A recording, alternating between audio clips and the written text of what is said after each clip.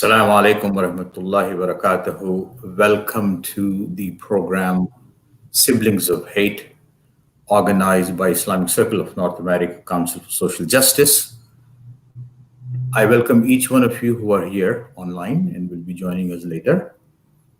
As is our tradition, we begin invoking some verses from the scripture, from the text, from Quran, followed by the translation, and then we will begin the program.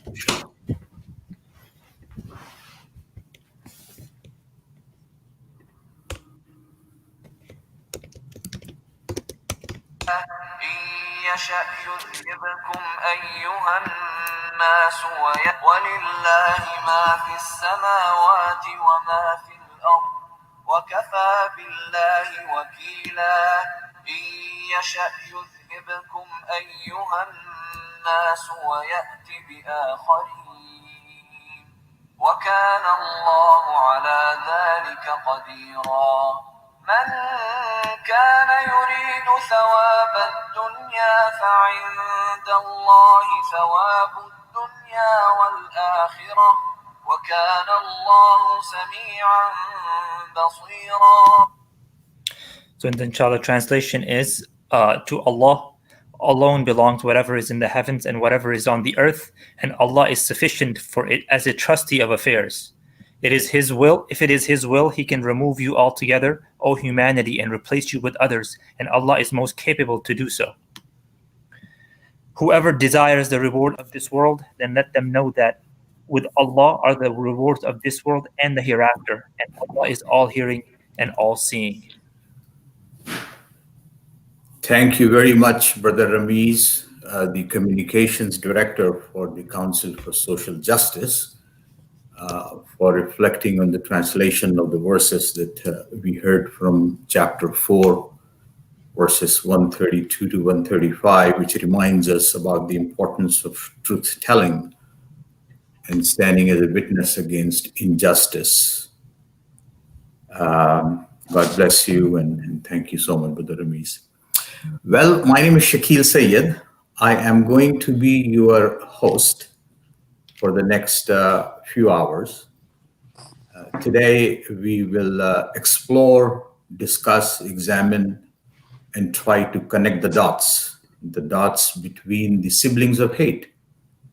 May that be white supremacy, racism, Zionism, Hindutva, xenophobia, and any other form of hate and bigotry in our society.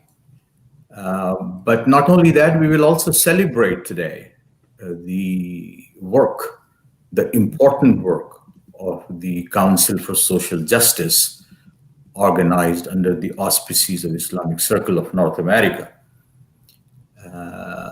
And we like you to participate in any which way you possibly can. There are several platforms, YouTube, Facebook, and join us, share your insight, share your perspective, and together we will resist any form of hate by any people, anywhere, and find solutions that we can make our world a better place for all of us, for our children and grandchildren.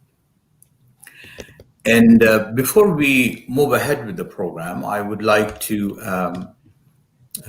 ask our technical director, communications director, Brother Ramiz, today to play a short video of about a couple of minutes, which will give us a broad brush about what Council for Social Justice is all about.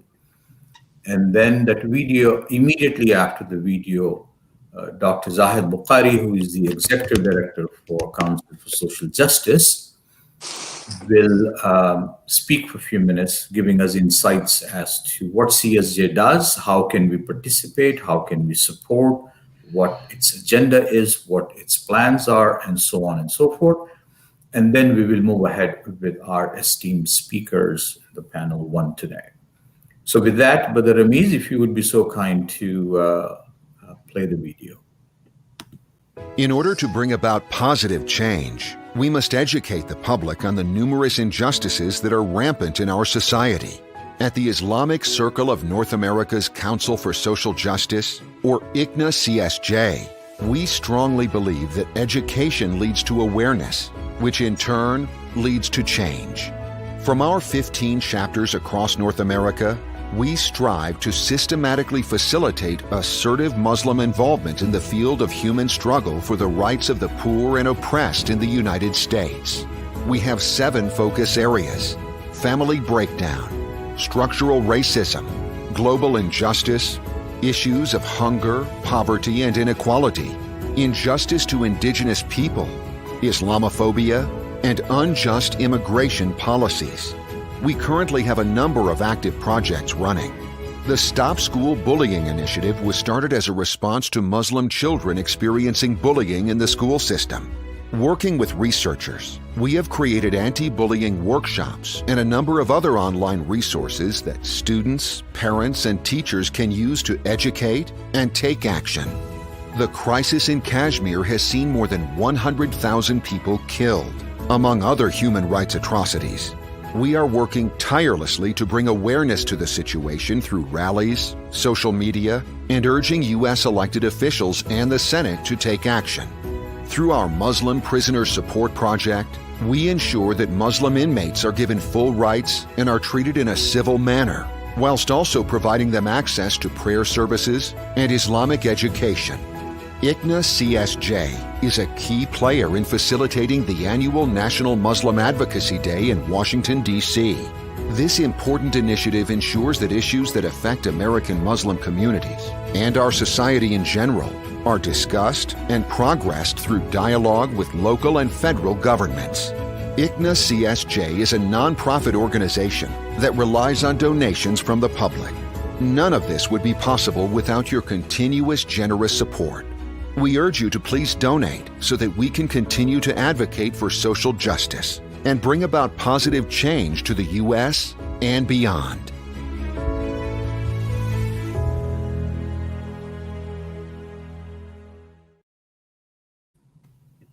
Thank you, Brother Ramesh, for playing that beautiful video which highlights the extraordinary work by Council for Social Justice. I would like to invite Dr. Zahid Bukhari and briefly introduce him as well. Not only that Dr. Zahid Bukhari is the Executive Director for Council for Social Justice, which in fact is doing this beautiful, extraordinary, important work, but he also has been in the leadership of Islamic Circle of North America in various capacities over the past many decades, as its president, as its secretary general, as its central executive council member. Dr. Zahid also did a lot of research at George Washington University, Georgetown University, and also has done his PhD in political science. He is known and recognized as a national leader among the Muslim community here in North America.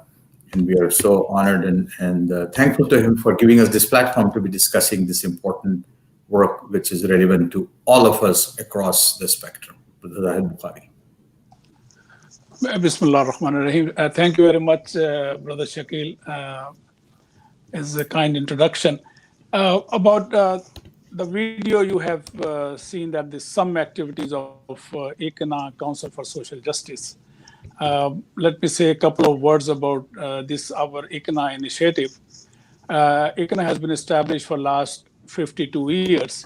So initially it was more on conveying the message of God to our neighbors, to our co-workers, but then they are also added social services in their program.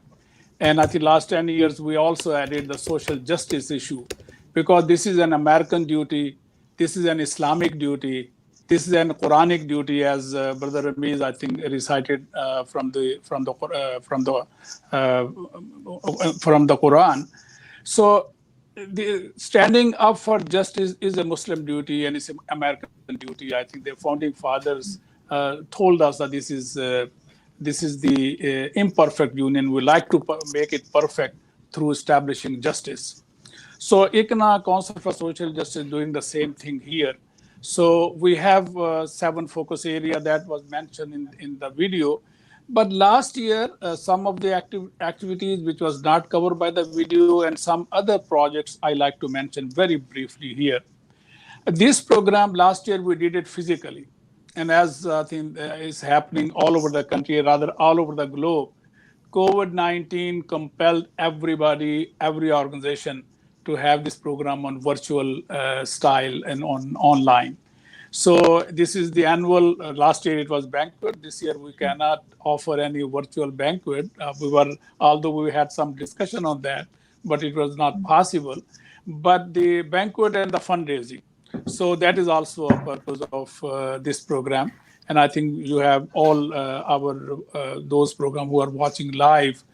They will see the banner. I think sticker continuously running under our screen that you can donate ICNA csj.org/donate, and you can pledge any amount, you can donate any amount, and certainly we need that help to continue our work. And with your help, we have been able to do all those work. So last year, for example, based on very specifically on the issue of systemic racism and police brutality, ICNA CSJ was very active with other national organizations to organizing rallies. In 15 cities, our chapters, they organize rallies with the help of others. Organizations are on their own against police brutality, against this racism. Also, we have billboards in different cities. We have literature published on those issues. So that was a major activity which ICNA, Council for Social Justice chapters all over the countries, they have been involved. Then on the issue of Kashmir and also anniversary of this August 5th, when Indian government, I think, confiscated all those status of Kashmir. So, and also on the occasion of Modi's speech in General Assembly, UN General Assembly, we arranged a digital human chain around the United Nations in supporting Kashmir and also opposing Modi speech. So 2 times we did this this event, and around 5,000 people, they joined those events, and also the webinars we are organized that day. Plus, I think we also did some experiment with social media, with graphic designing, with the carousel or the image stories. So in social media, we also got some wonderful success. For example, our Rohingya webinar with Dr. Wakaruddin, it was, I think on Facebook, there were 34,000 views in a week or in a 2-week period after this webinar happened. And also on the image stories on Instagram and also on Facebook, we also had a wonderful experience that our story about Mulan means the movie, it reached to 1.8 million people, and more than 11,000 people shared that the story to others. So that also a new experiment we did in field of social media.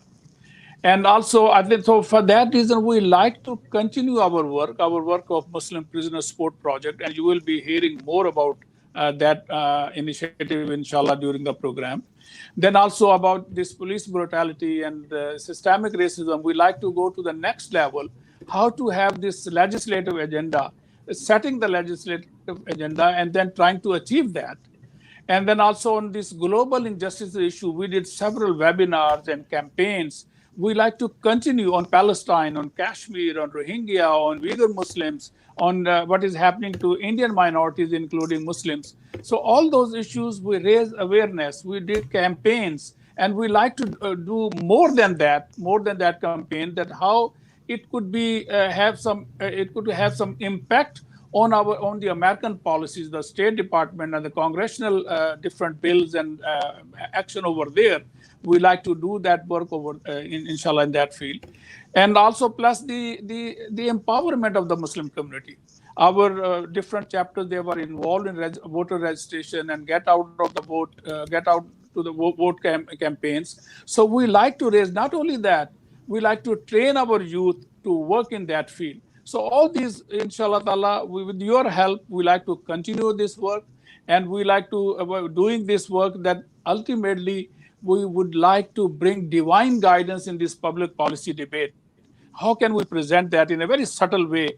How can we present that? So these are our efforts. And I pray that today we will, inshallah ta'ala, I welcome all those wonderful speakers in our two panels. And you will be hearing a wonderful presentation inshallah ta'ala. And again, I think that donate button is also continuously running.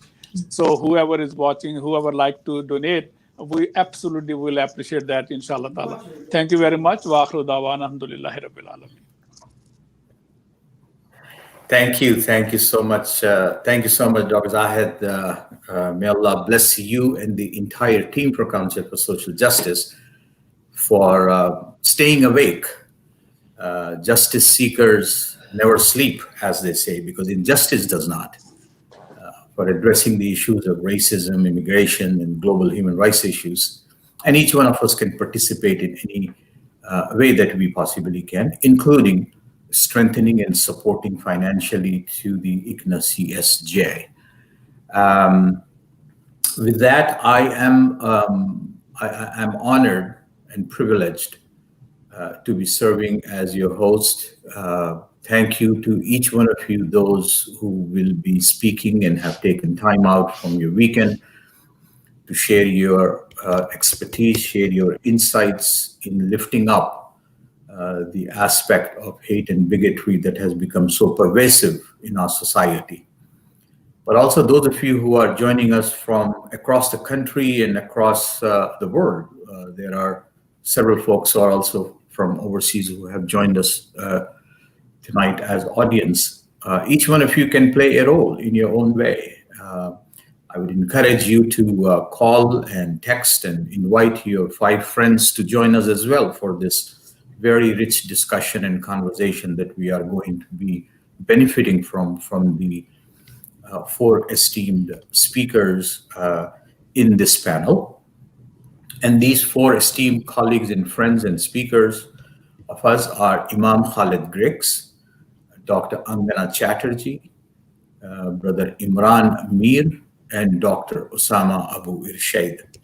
I will introduce each of them as they begin, as they give their presentation, and so that you all remember who they are, and you can look them up as well online. Prolific writers and intellectuals in their own area of expertise. And Imam Khalid Griggs is the Imam as a spiritual leader of the community mosque of Winston-Salem.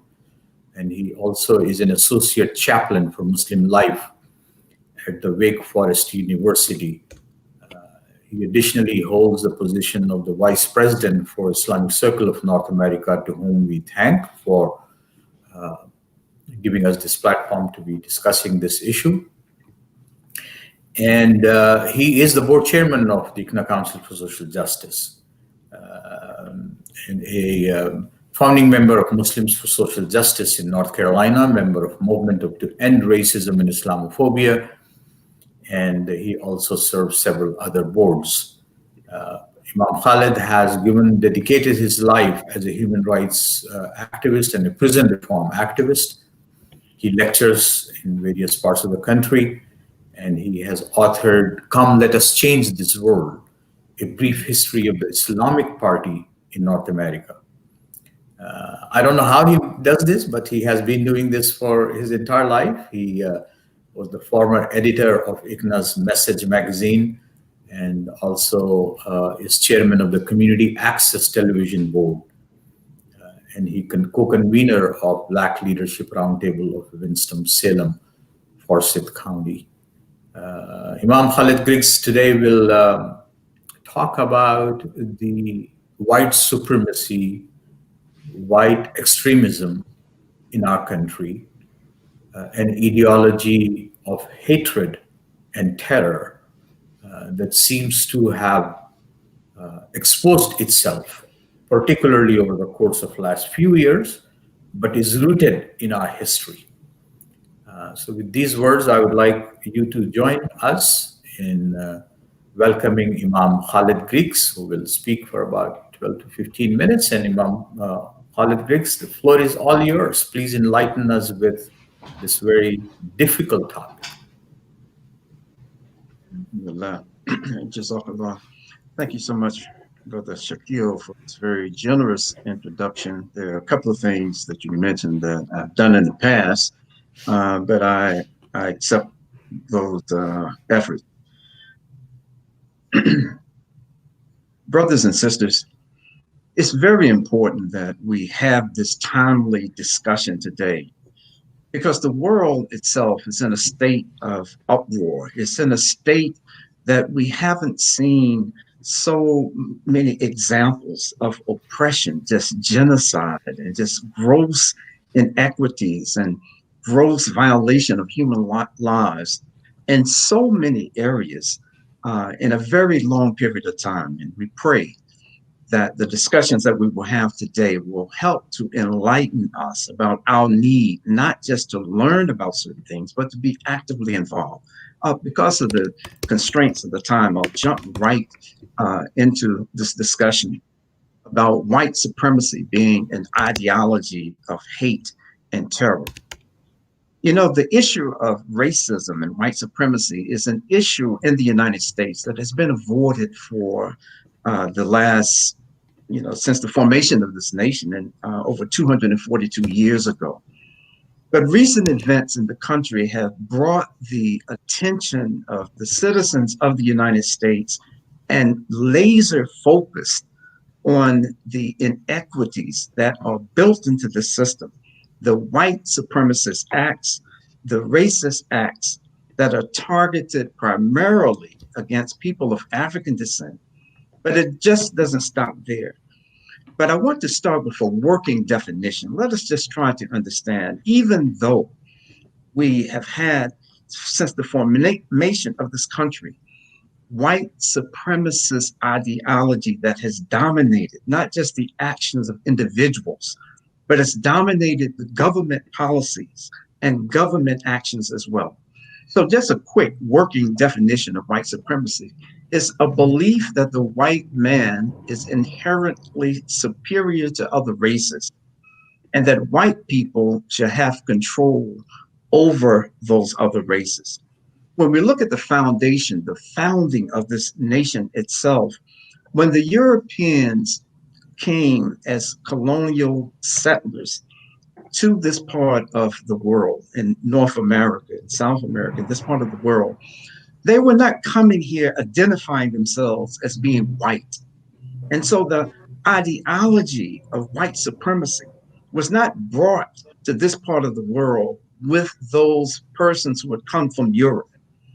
What we found was that in their settling and in the devastation that they caused in settling this part of the world, because of they were outnumbered by the indigenous population, and later, just a few years later, by the African enslaved population, white became a construct, a social construct that the white folks who had come and settled in this country used as an identifier to combat their smaller numbers and to come together to unite, whether they were fighting each other in Europe, which is a long history of that. But once they got here to this country, it was necessary in order to try to maintain control that an identity be forged that would go across national borders. And hence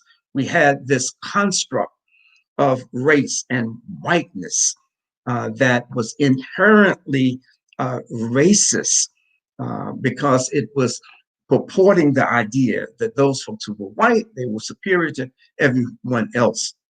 Now, let me give just a little bit more past history, and I'll move to the present, and so on. What we have found historically is that when Christopher Columbus got lost and then so-called discovered a new world, well, Christopher went back to Spain and reported of all of the riches and the wealth and the gold and all the potential that the new world had to enrich, further enrich these European monarchs, and particularly the Spanish. And so the idea was forged not by military leaders or kings, but the idea of a doctrine of discovery was given the approval by Pope Alexander VI in 1493. And this doctrine of discovery was that whenever Christian white men encounter non-white Christians, then those people are null and void. Their humanity does not exist. They are inferior. They are by nature inferior to white folks. Hence, with this doctrine of discovery, this is how a lost man like Christopher Columbus could be credited with discovering America and the New World, because of this racist construct that he was the first real human being, the first real man. So you could just ignore the millions of Native Americans who were there looking at this man come into their part of the world. But because they were not white, and Christopher was a white male, then he has been given erroneously and shamefully the credit of discovering a landmass where people were already there. So as we move forward into history, we find that there was an unspeakable acts of genocide committed against the indigenous populations. I don't have time to get into these specific acts. And then simultaneously, in order to maximize the earning, or not earning, but maximize profits, millions of African people from not just West Africa, but from Central Africa, even from East Africa, were brought, and in part some from North Africa were kidnapped and brought to this country and put into a system of exploitation that there are few or any rivals in the known history of mankind, that went on for approximately 400 years, even before the formation of the United States of America. Unspeakable acts of brutality, unspeakable efforts to strip these human beings of their faith, their religion, of their identity as a human being, what tribe, who they were, who their family, what family did they belong to. And at least a third of those individuals who were kidnapped and captured and brought and brutalized in this country came under this mantra, came under this banner of white supremacy, because the individuals who were doing these enslaving operations felt that these African people had no rights. They were less than human beings because of this doctrine of discovery that was coming from the church that had religious sanction. And so what we find is that over the decades, even after 1863, when the period of legal enslavement ended in this country, it just manifests itself in another form, not ridding or shedding the racist and supremacist, white supremacist ideas and practices, but just shifting into another form. And this other form was euphemistically called Jim Crow, a set of laws that were instituted, a set of black codes, a set of social restraints that were imposed on these formerly enslaved people, so that they would never, the intention that they would never be able to have those God-given rights and opportunities that other people would have, other white folks, and even other non-black people who were in the country and who were to eventually settle into this country. And so the Constitution of the United States, that the Supreme Court, the executive branch, the legislative branches of this government have been supportive of this idea, of this construct, of this hateful, of this violent, of this terroristic construct of white supremacy, that the elements, the components of the government have been part and parcel of the perpetuation of this system of white supremacy from its very founding as a nation.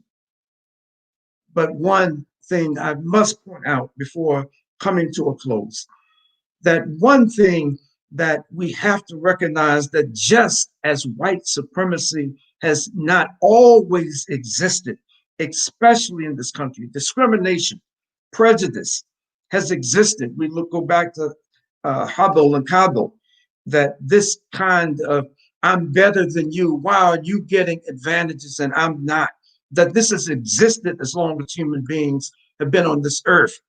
But white supremacy has not existed all the time. It didn't come into this nation with this idea.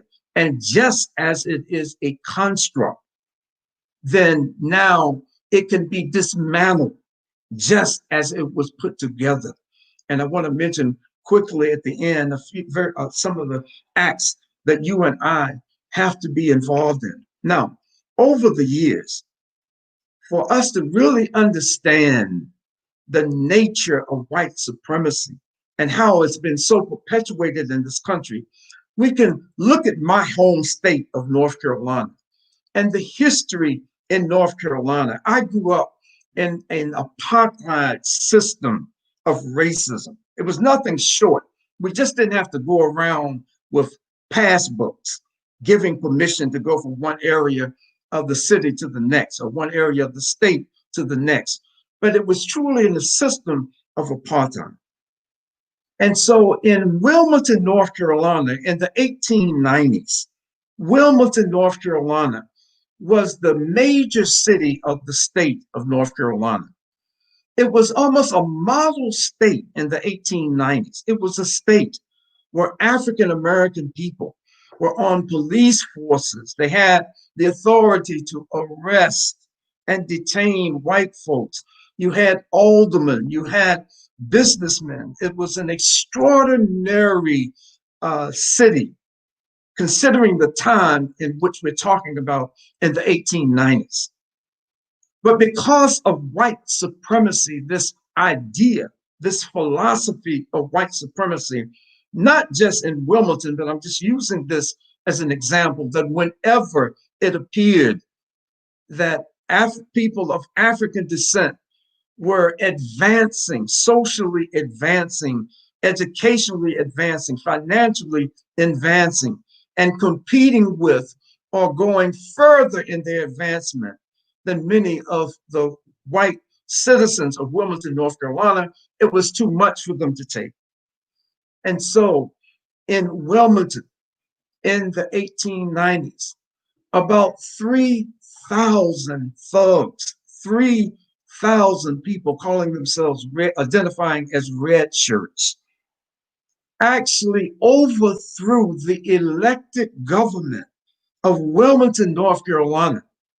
It may be the only coup d'etat of a lawfully elected government in the United States, a local government in this country.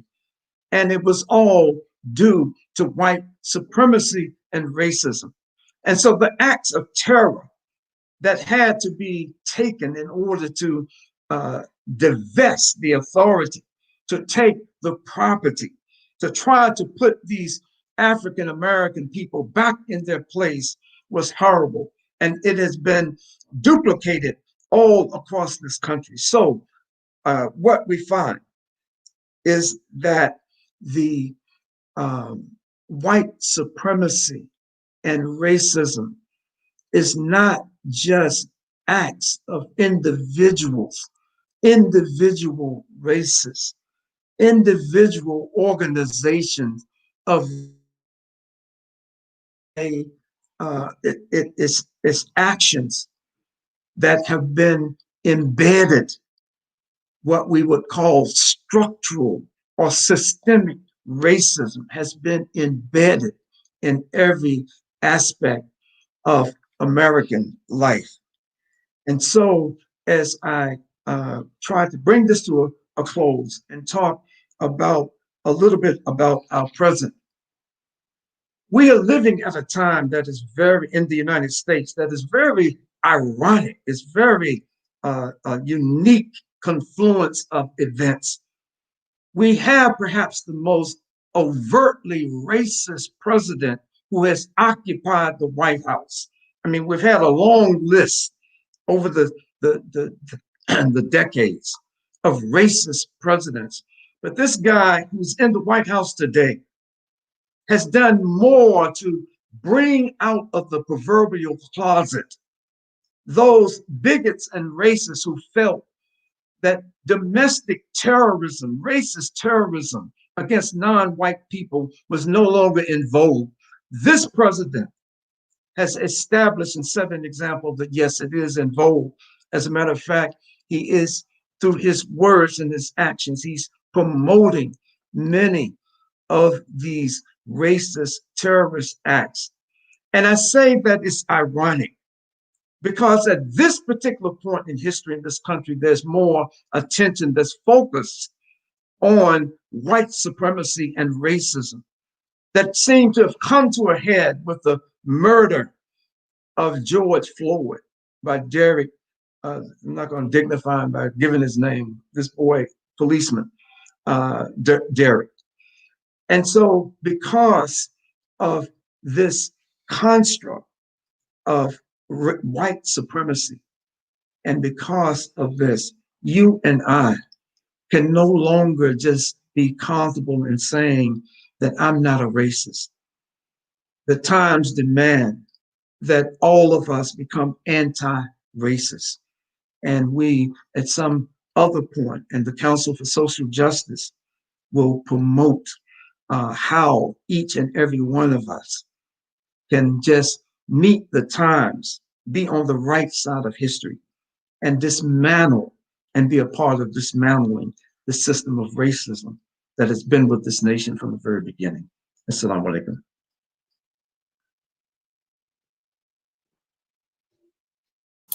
Thank you, Imam Khalid Craig's very powerful words.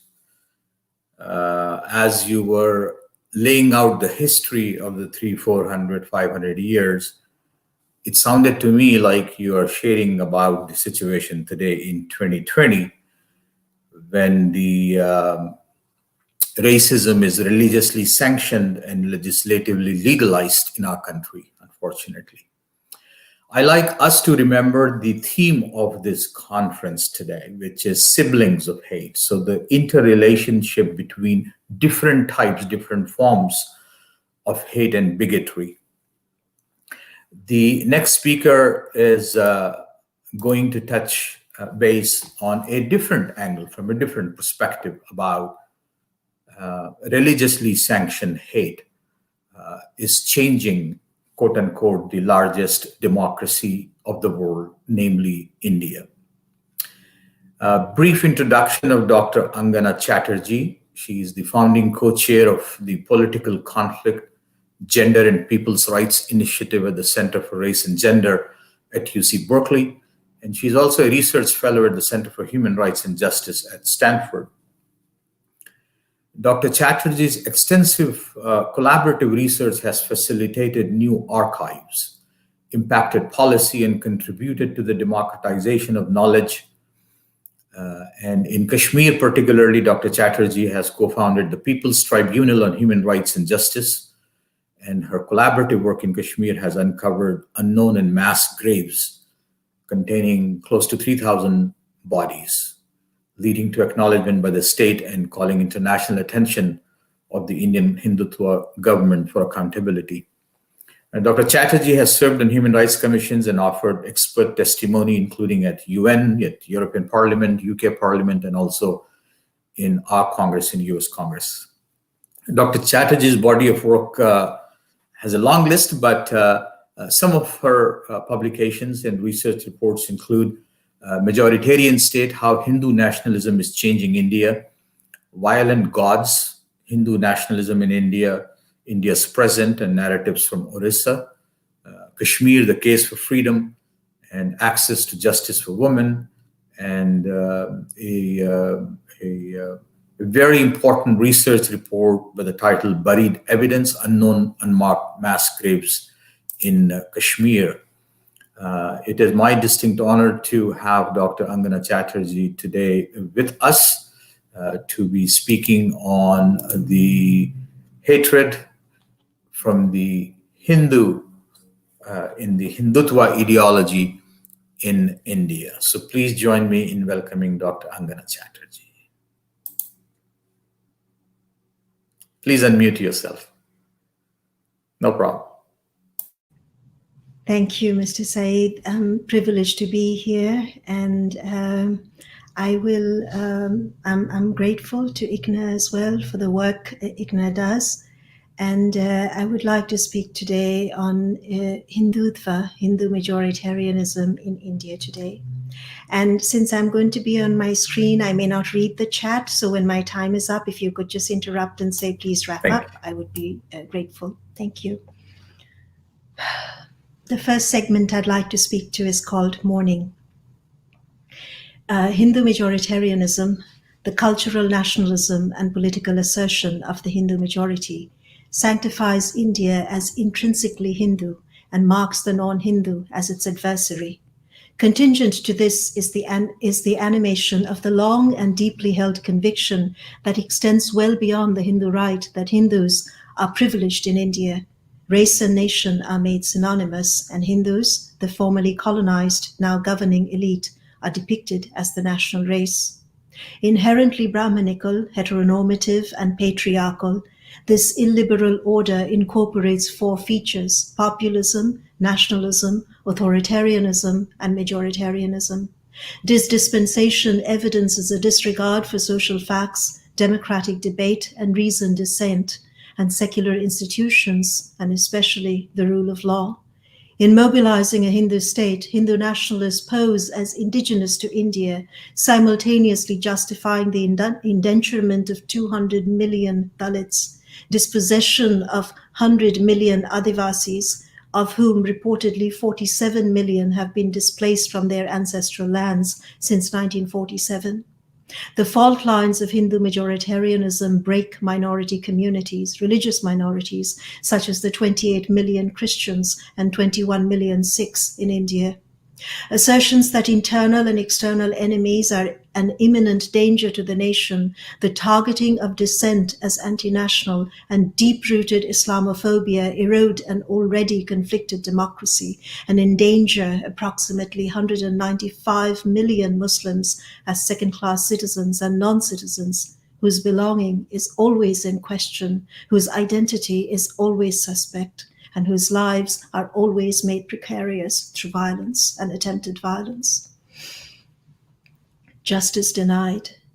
The unchecked spread of majoritarianism in India through the decades in which Hindu nationalists were not in elected office have created political and legal contexts whereby the project of Hinduizing India can now occupy center stage in government. The Hindu rights fortification may be traced back to the 1990s. In response to widespread targeting during instances of massified violence, the Indian government routinely utilized only ad hoc commissions of inquiry with recommendatory powers. Affected communities were excluded from conversations regarding accountability, negating the possibility of configuring durable mechanisms to interrupt the climate of impunity, abuse, and mistrust. They failed to assess liability, who did what to whom, and expose systemic and collective vulnerabilities and their pernicious effects for minority communities and victimized survivors of sexualized violence. These commissions were not concerned with establishing the legitimacy and ethics of the state system itself or the obligation to secure justice through implementing the effective right to remedy. These failures of the state contributed significantly to the expansion of the Hindu right and to the precarity of vulnerable and minority communities. Affected communities, especially victimized survivors, were unable to negotiate a life of dignity in the aftermath of acute violence and dispossession, and to heal from an inheritance of suffering that infected culture, tradition, polity, and society, and the spiritual, intellectual, constitutional possibility of India, and infected its soul. Shoot the traitors, a cry by a group of young men raised, dressed in saffron, the color of the Hindu right, at a metro station in Delhi on February 29, 2020, following massified violence targeting Muslims. The Hindu right's popular victory in 2014 and 19 elections led to the repositioning of India as a majoritarian state. The Hindu nationalist movement's majority in parliament has been distinguished by the disproportionate influence consecrated for the first time since 1947 in India within one politician, the incumbent Prime Minister, Mr. Narendra Modi. Vital to the formation of a Hindu nation is the growth of the nationalist cadre. The family of Hindu ultra-right, ultra-nationalist groups, the Sangh Parivar, weaponize and militarize society through organization, vigilance, and the capacity for violence. The Hindu nationalist Rashtriya Swamsevak Sangh, since 2014, has witnessed the highest growth since 1925 when it was instituted, with over 56,000 branches operational reportedly across India in 2016. In 2018, one of its leaders, Mohan Bhagat, stated that if called upon, the organization was positioned to mobilize an army within 3 days. Following the elections of 2019, Hindu nationalists sought to aggressively control the symbolic, discursive, and functional aspects of statehood. The Bharatiya Janata Party, the parliamentary wing of Hindutva, combines political strategies aimed at flagrant social dominance by upper caste Hindus, rapid unequal economic development, cultural conservatism, intensified misogyny, and a firm grip on the instruments of state power. I will give 4 exemplars now. One is a grouping of exemplars: love jihad, where Muslim men are attributed to seduce Hindu women with the objective of converting them to Islam. Hindu nationalists seek to punish Muslims and to rescue Hindu women. Land jihad, against Muslim residency in urban spaces. Forcible conversions of Christians and Muslims to Hinduism and advocating Ghar Wapasi, return home, of the campaign, which assumes that everyone in India is originally and always a Hindu. The prohibition of cow slaughter that victimizes especially poor Muslims by targeting their livelihood, the lynching of Muslims, and the imposition of social boycotts on Muslims and Adivasi and Dalit Christians. Cow slaughter today, for example, is banned in 20 states across India. The second exemplar, Ayodhya judgment. Hindu nationalists claim that the 16th century Babri Masjid in Ayodhya was built on the ruins of a shrine honoring the Hindu deity Ram. In December 1992, Hindu militants demolished the mosque, pledging to build a temple at the site. The desecration was followed by intense violence. In November 2019, rendering a highly politicized verdict, India's compromised Supreme Court allowed the construction of a Ram temple on the ruins of the mosque, asking that land be made available at an alternate site for the construction of the mosque. Exemplar, again, siege on Kashmir. On August 5, 2019, the Indian state lay siege on Kashmir, unilaterally revoking Article 370 and its autonomous status, and Article 35A, the permanent residence law, which defines Kashmiri rights to land and control over land that is critical to their self-professed struggle for self-determination. Inhumane conditions since the lockdown have included the torture of children, the elderly and women, illegal and mass detentions, house arrests of political leaders, curtailment of freedom of speech, movement and dissent, falsification and amplification of social facts by the state, and the closure of sacred spaces. Through the protracted conflict, Kashmiris have lived in conditions of collectivized internment, enduring impunity laws, displacement, enforced disappearances, sexualized violence, torture, extrajudicial executions, and the burial of civilians in unknown and mass graves. By March 2020, with the advent of COVID-19, health services already strained reached a breaking point. Between January and June of this year, 32 civilians were reportedly killed. In May 2020, with the onset of settler colonialism, certain legal barriers to permanent residency in Kashmir were removed, which can potentially reconstitute Kashmir's demographic makeup and render Muslims a minority. Indicative of their state policies, Kashmiri's fear is the onslaught of cultural and perhaps physical genocide.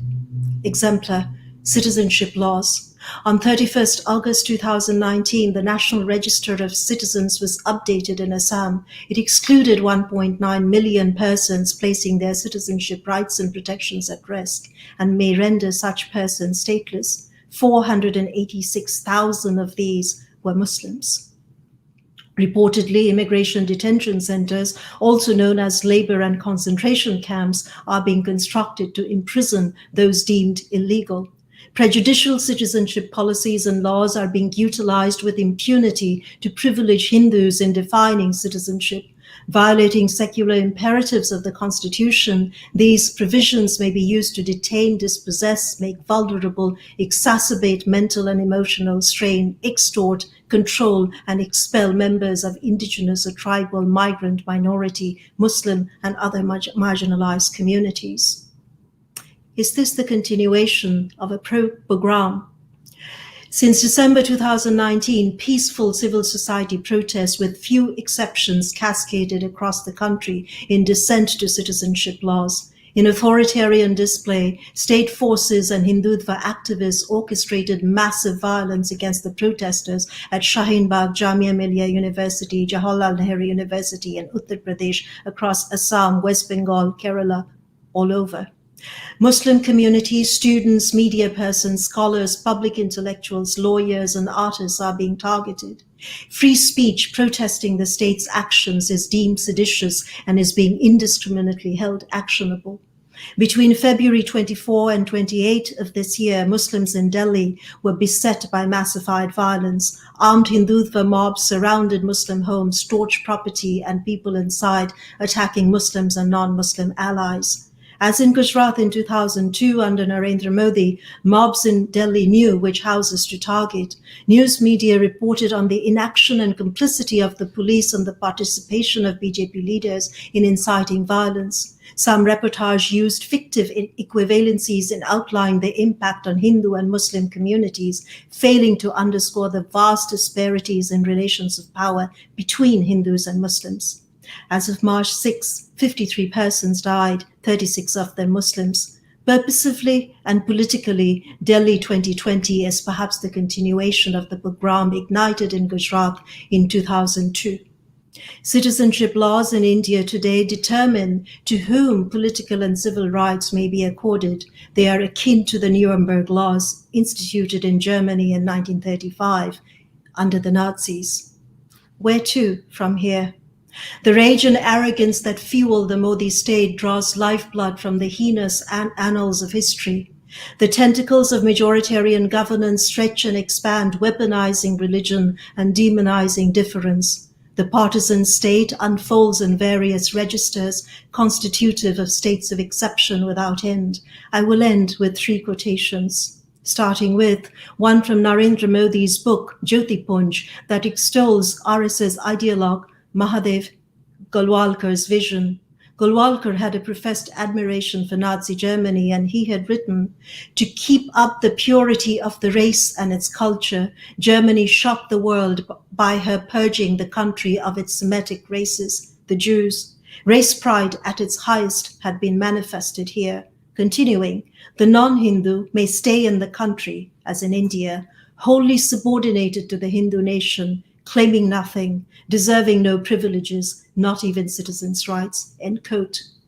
Postscript, Gujarat 2002.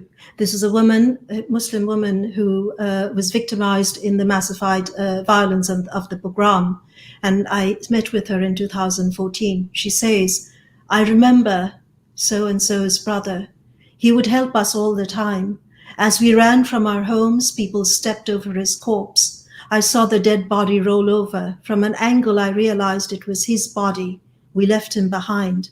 I could do nothing. He was tortured to death.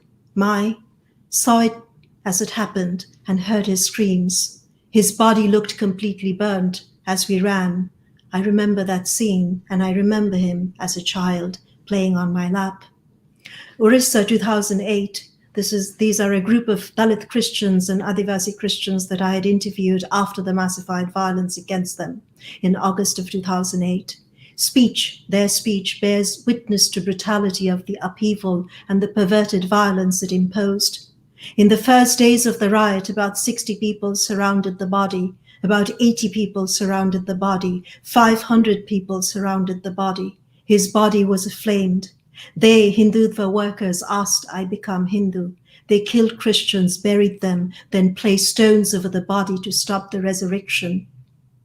At night, I can still hear, become Hindu, become Hindu, become Hindu. They beat him with a crowbar. Another hacked him. People were afraid to give us shelter, but still did. They hit me. My husband was axed, torched. I saw him buried. They desecrated his body. After this, what life is possible? I have seen his killers. He was decapitated, blood everywhere, bits of bone. They killed his mother.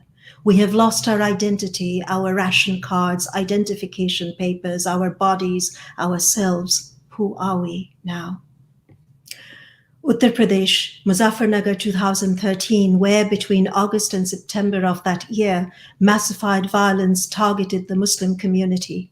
In the violence that ensued, 62 people died, 93 suffered injuries, women were gang raped, and approximately 40 to 50,000 people were displaced.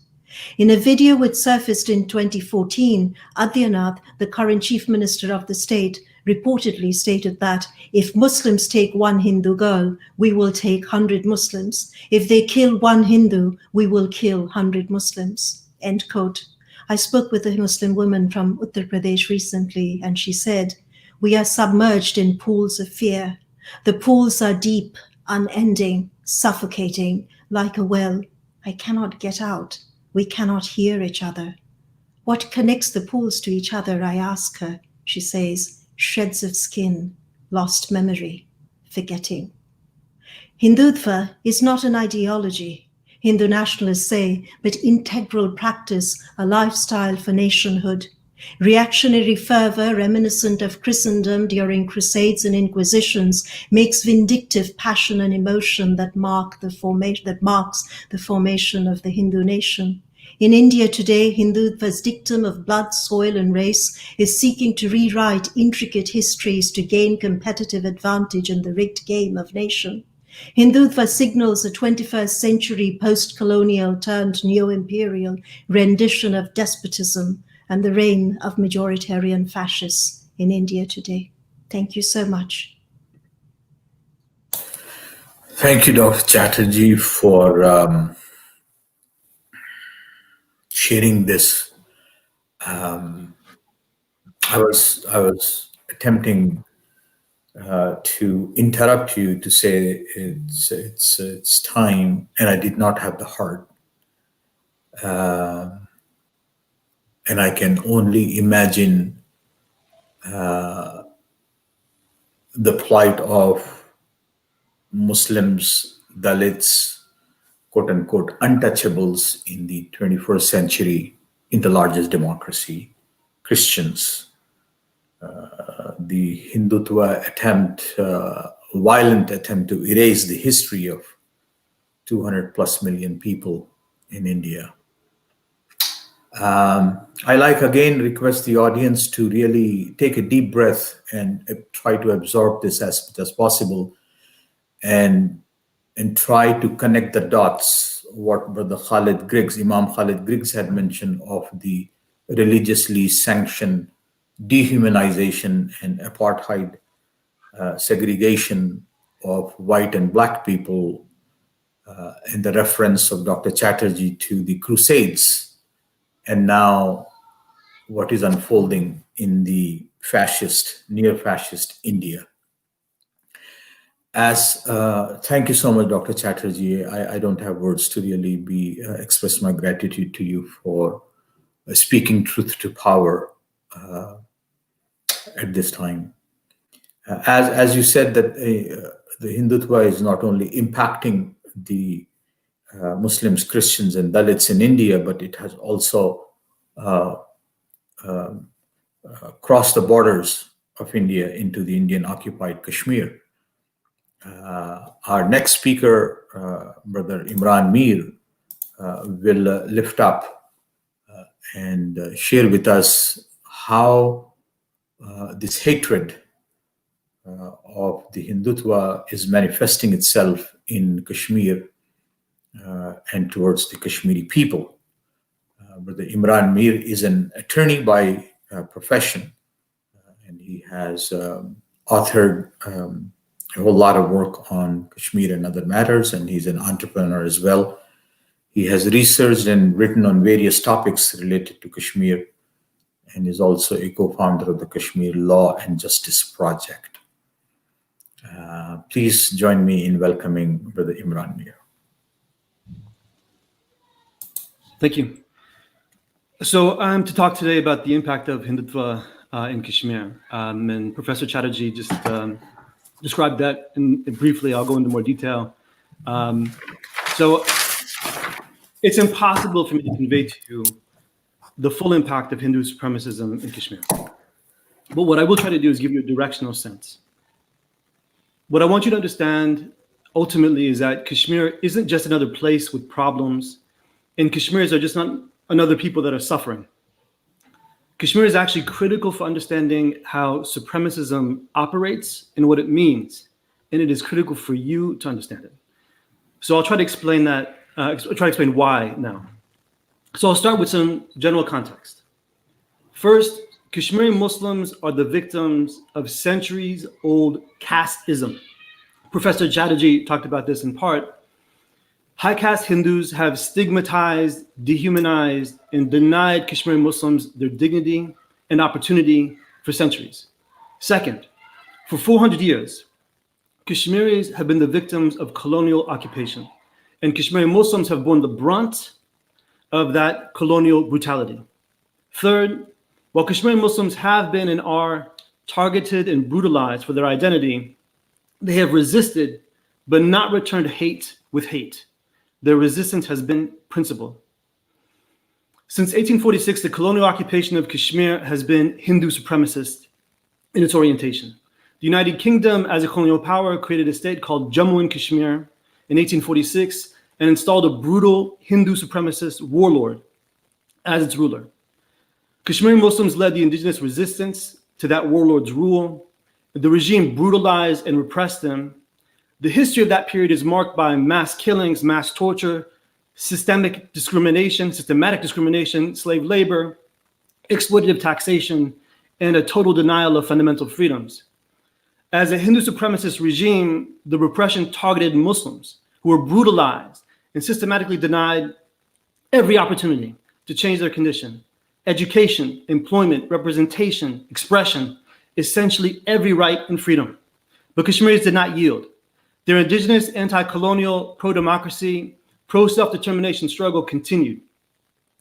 In 1946 and 47, that struggle was at its peak. And so was the repression of the Hindu supremacist regime. For those familiar with South Asia, in August of 1947, the states of India and Pakistan were created. The anti-colonial struggle in Kashmir antedates, it comes before the creation of the states of India and Pakistan by decades. And the anti-colonial movement in Kashmir is distinct from that in British India. I want to give you a sense of this period, and I'll focus on one episode. In the spring of 1947, that supremacist regime's military moved into villages in a region called Jammu to put down this indigenous resistance. They massacred people and they burned down villages. The local resistance, part of the self-determination movement, they took up arms. And so that anti-colonial struggle became an armed rebellion. That rebellion beat back the regime. They took territory. And on October 24th, 1947, 73 years ago to this day, they declared a free state. 2 days later, that regime was finally deposed. And at that very moment, India intervened to prop up the regime and to manufacture for itself a claim to the territory. At the same time, in the eastern part of the same province, the RSS, and Dr. Chatterjee referenced this organization. It is the parent organization of Hindu supremacism in India, was working with the regime's troops to ethnically cleanse Muslims from the eastern part of the same region. In 11 weeks, they systematically exterminated 250,000 Muslims, approximately 10% of the population, and forced 500,000 Muslims to become refugees, who subsequently, and their descendants, live in exile. That incident is called the Jammu Massacre. The RSS, this organization, had sought to change the demographics of Kashmir and subjugate Muslims. They succeeded. In 11 weeks, Jammu Muslims went from a 62% majority population to a minority population in their own homeland. And those families and those histories, they were erased. And the knowledge of that genocide was suppressed as a matter of state policy. After October 1947, India controlled most of Kashmir. The Indian government and mainstream Indian discourse at the time acknowledged that Kashmir was not India's. For India's legal obligations, India was committed to determining the political future of Kashmir by a democratic referendum. But there was a competing view in India at the same time. It was the view of Hindu supremacists. They viewed the Indian government's position in compliance with international law as a betrayal. They insisted that Kashmir was what they called an integral part of India and that it should be completely integrated with India. This view, and Professor Chatterjee references, was grounded in a militant ultranationalism. Their desire was to, quote unquote, restore the Hindu race in a mythological Hindu homeland, which included Kashmir. They saw India's recognition of Kashmiri autonomy at the time as a reason to be enraged for various reasons. One, because Kashmir is a Muslim region. It's a Muslim region within their mythologized Hindu homeland. This is a violation in and of itself to them.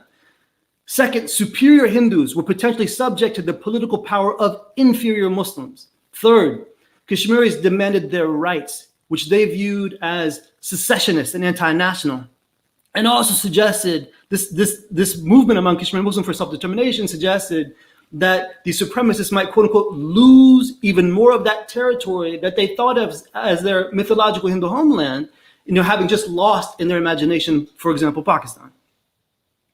Fourth, they saw the acknowledgement of Kashmiri rights by the government as an extreme form of Muslim, what they call appeasement. For Hindu supremacists, appeasement is the betrayal of granting inferior Muslims rights, which they view as only feeding Muslims ingratitude and disloyalty to their presumptive Hindu rulers. This Hindu supremacist idea that Kashmir is integral to India soon became mainstream in India and actually the only patriotic view in India. It is in fact the long-standing intellectual foundation of the Indian government's policies towards Kashmir, including under purportedly secular nationalist governments. I'm going to fast forward to the 1980s. In the intervening period, Kashmiri movement for self-determination is ongoing, so is Indian repression. Two key things happened. One, the BJP, the political affiliate of the RSS, Dr. Chatterjee referenced this, they gained popular support in India. Second, there was a resurgent mass mobilization for self-determination in Kashmir. So in January 1990, the Indian government responded by escalating its repression. A nominally secular nationalist government in Delhi installed a Hindu supremacist, a guy by the name of Jagmohan, to end the uprising in Kashmir. And to give you a sense of the official Indian perspective at the time, there's a quote from Jagmohan that I thought I'd convey to you. He said, "Every Muslim in Kashmir is a militant today. The bullet is the only solution for Kashmir. Unless the militants are fully wiped out, normalcy can't return to the valley." So Jagmohan spearheaded a few initiatives for India. First, he unleashed a campaign of unrestrained violence. Mass killings, mass arrests, mass rape, collective punishment, rampant war crimes and crimes against humanity. Over the next 3 decades, Indian soldiers would kill approximately 100,000 people, disappear some 10,000, torture and maim untold numbers of people, including thousands of children, and collectively punish a defenseless civilian population with zero accountability or oversight. Kashmir was and is the most intense military occupation in the world. Credible estimates put the number of soldiers to civilians at 1 to every 7 or 8. This is where men with guns are totally unaccountable, and the people have no rights. To give you a sense of the impact of this, consider the epidemic levels of trauma among Kashmiris. A 2019 report established that 47% of the population had witnessed the violent death of someone that they knew. 46% of the population suffered anxiety. 32% suffered depression. 12% of the population had contemplated suicide within 4 weeks of being asked. Kashmiris have been amazingly resilient as a people, but resilience has limits. Going back to Jagmohan, the second thing, Jagmohan spearheaded the demonization and targeting of Kashmiri Muslims. The brutality and violations I just described were and are celebrated in India. To this day, Kashmiris, students, business people, academics, professionals, everyday folk, they face a constant threat to their lives and property throughout India. They are frequently turned on by colleagues and neighbors and assaulted, arrested, killed without any recourse. The third thing is the scapegoating of Kashmiri Muslims for political ends. The BJP, Jagmohan's party, they whipped support in India by scapegoating Kashmiri Muslims. And it worked. The BJP won its first parliamentary majority in 1996. By 2014, the BJP was politically dominant, and they won India's national elections on that old promise of integrating Kashmir. The overt language in India about Kashmiris has shifted over time. It used to be about political subjugation. That wasn't enough. It became about openly fascist calls for cultural domination and the erasure of Kashmir and Kashmiris. I'll focus on two incidents from the last few years to give you a sense. First, the 2016 killing of Burhan Wani.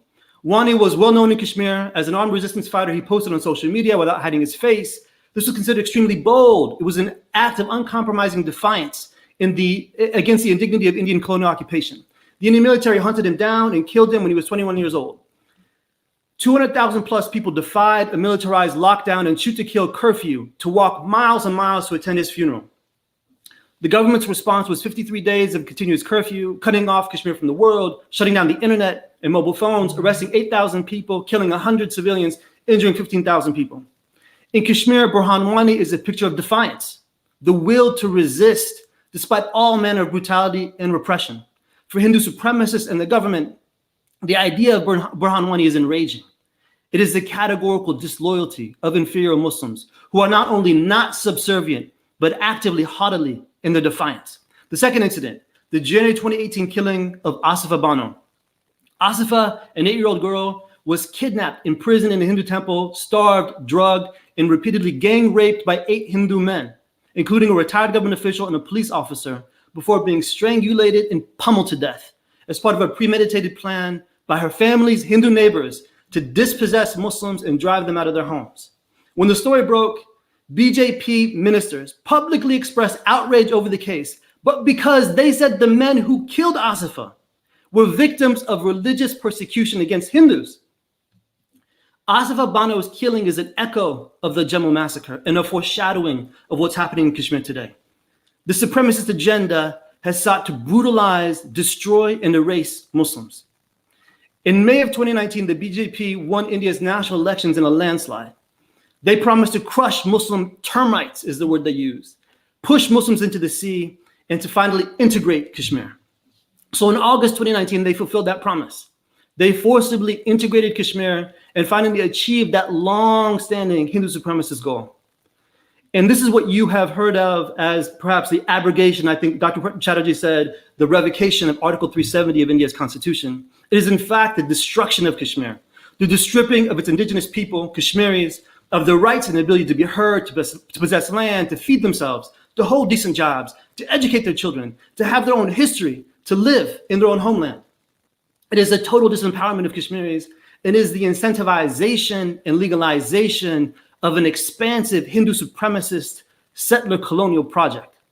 In connection with this achievement of the Hindu right, the Indian government locked Kashmir down.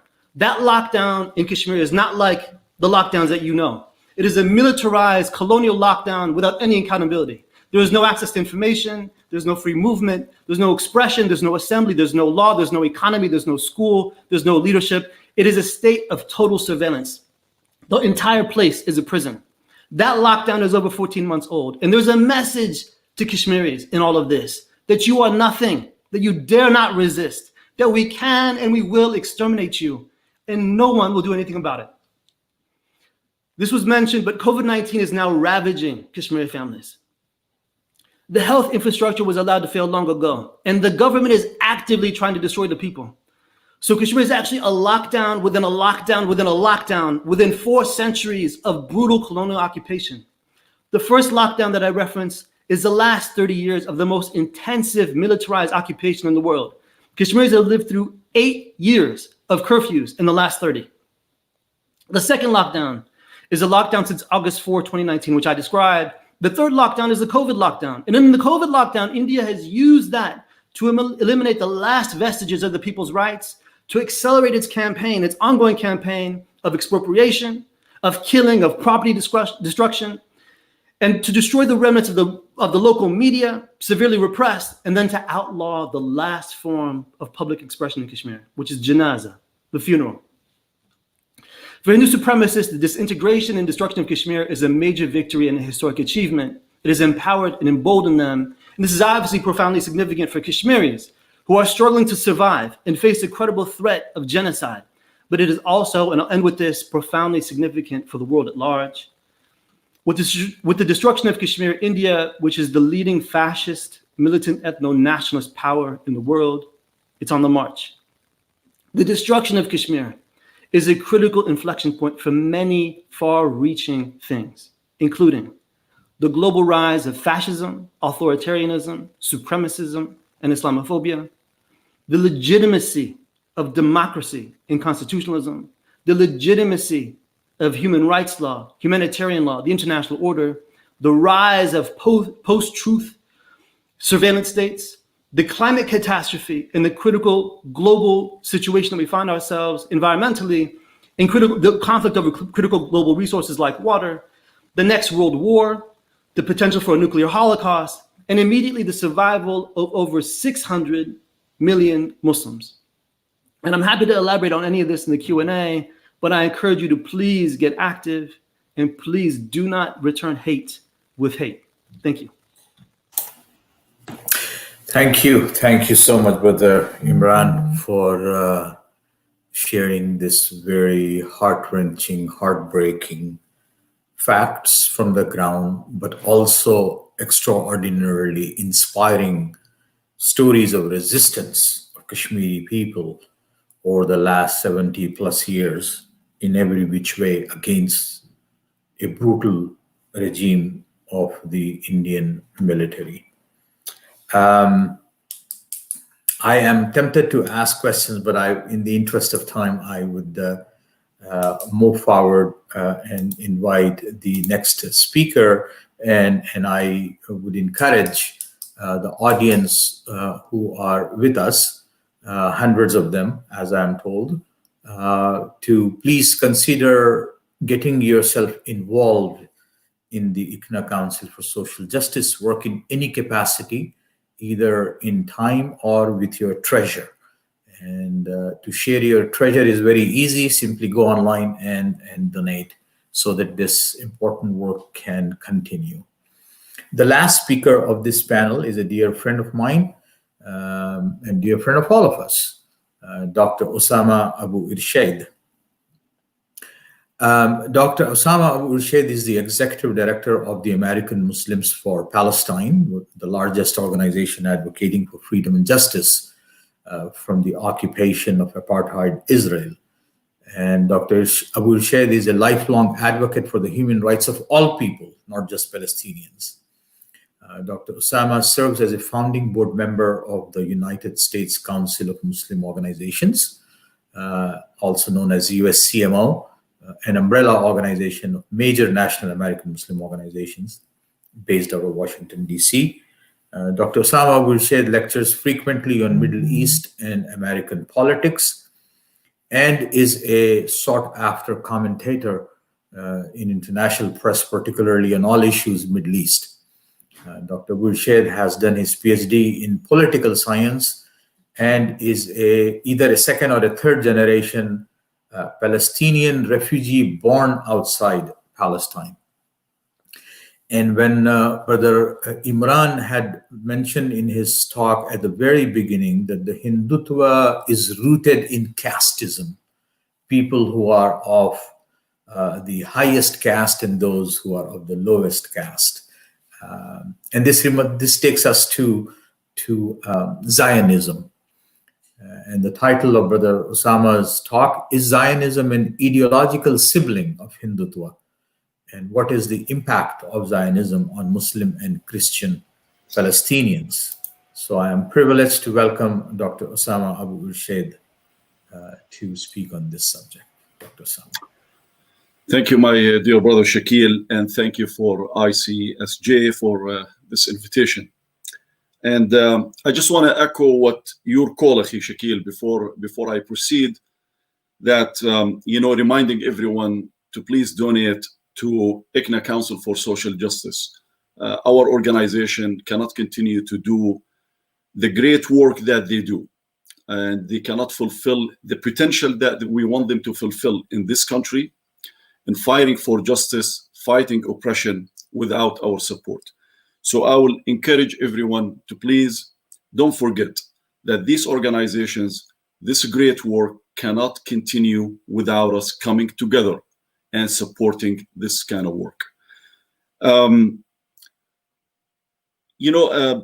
Listening to both Dr. Chatterjee and Brother Imran, reminded me or brought to my attention how Hindutva and Zionism share a common desire to build ethno-national states, making them two sides of one coin. The both ideologies are rooted in dehumanization, demonization, oppression, and exclusion. When Brother Imran was talking about how the issue of Kashmir started, it reminded me of the Balfour Declaration in 1917, when the British government gave a promise, a pledge to the Zionist movement at the time to establish in Palestine. That's what it says. So those who say where Palestine never existed on the map will go back to the Balfour Declaration, the founding document of the state of Israel today. It says the establishment in Palestine of a national home for the Jewish people. Unfortunately, the irony doesn't stop there. It doesn't stop with a foreign nation, a colonial nation, coming to a land with an indigenous inhabitant and give it away to another people. But it continues to state that it's being clearly understood, according to the Balfour Declaration that was given or to the Zionist organization. It is being clearly understood that nothing shall be done which may prejudice the civil and religious rights of existing non-Jewish communities in Palestine. The only problem with this, that the so-called non-Jewish communities in Palestine were constituted over 96% of the population at the time. So this was one of the first attempts to forge and to falsify history. Palestine existed on the map. Palestine had an indigenous and still have an indigenous population today. Again, there are so many similarities here between Hindutva and Zionism. The renowned Israeli historian Benny Morris, he is the author of The Birth of the Palestinian Refugee Problem Revisited. It was first written in 1987, and then he edited this book when he had more access to the Israeli Defense Forces archives in 2004, confirms that Israel was founded on massacres, rape, and expulsion. And I want you to hear how he justifies the crimes that Israel committed or the Zionist militias at the time in 1948 and prior, between 1917 until 1948, when the State of Israel was founded on May 15th, 1948. I wanted to listen to how he justifies the ethnic cleansing, the massacres, the rapes that took place against the Palestinian people at the time. So what he says, I don't think that the expulsions of 1948 were war crimes. You cannot make an omelet without breaking eggs. You have to dirty your hands.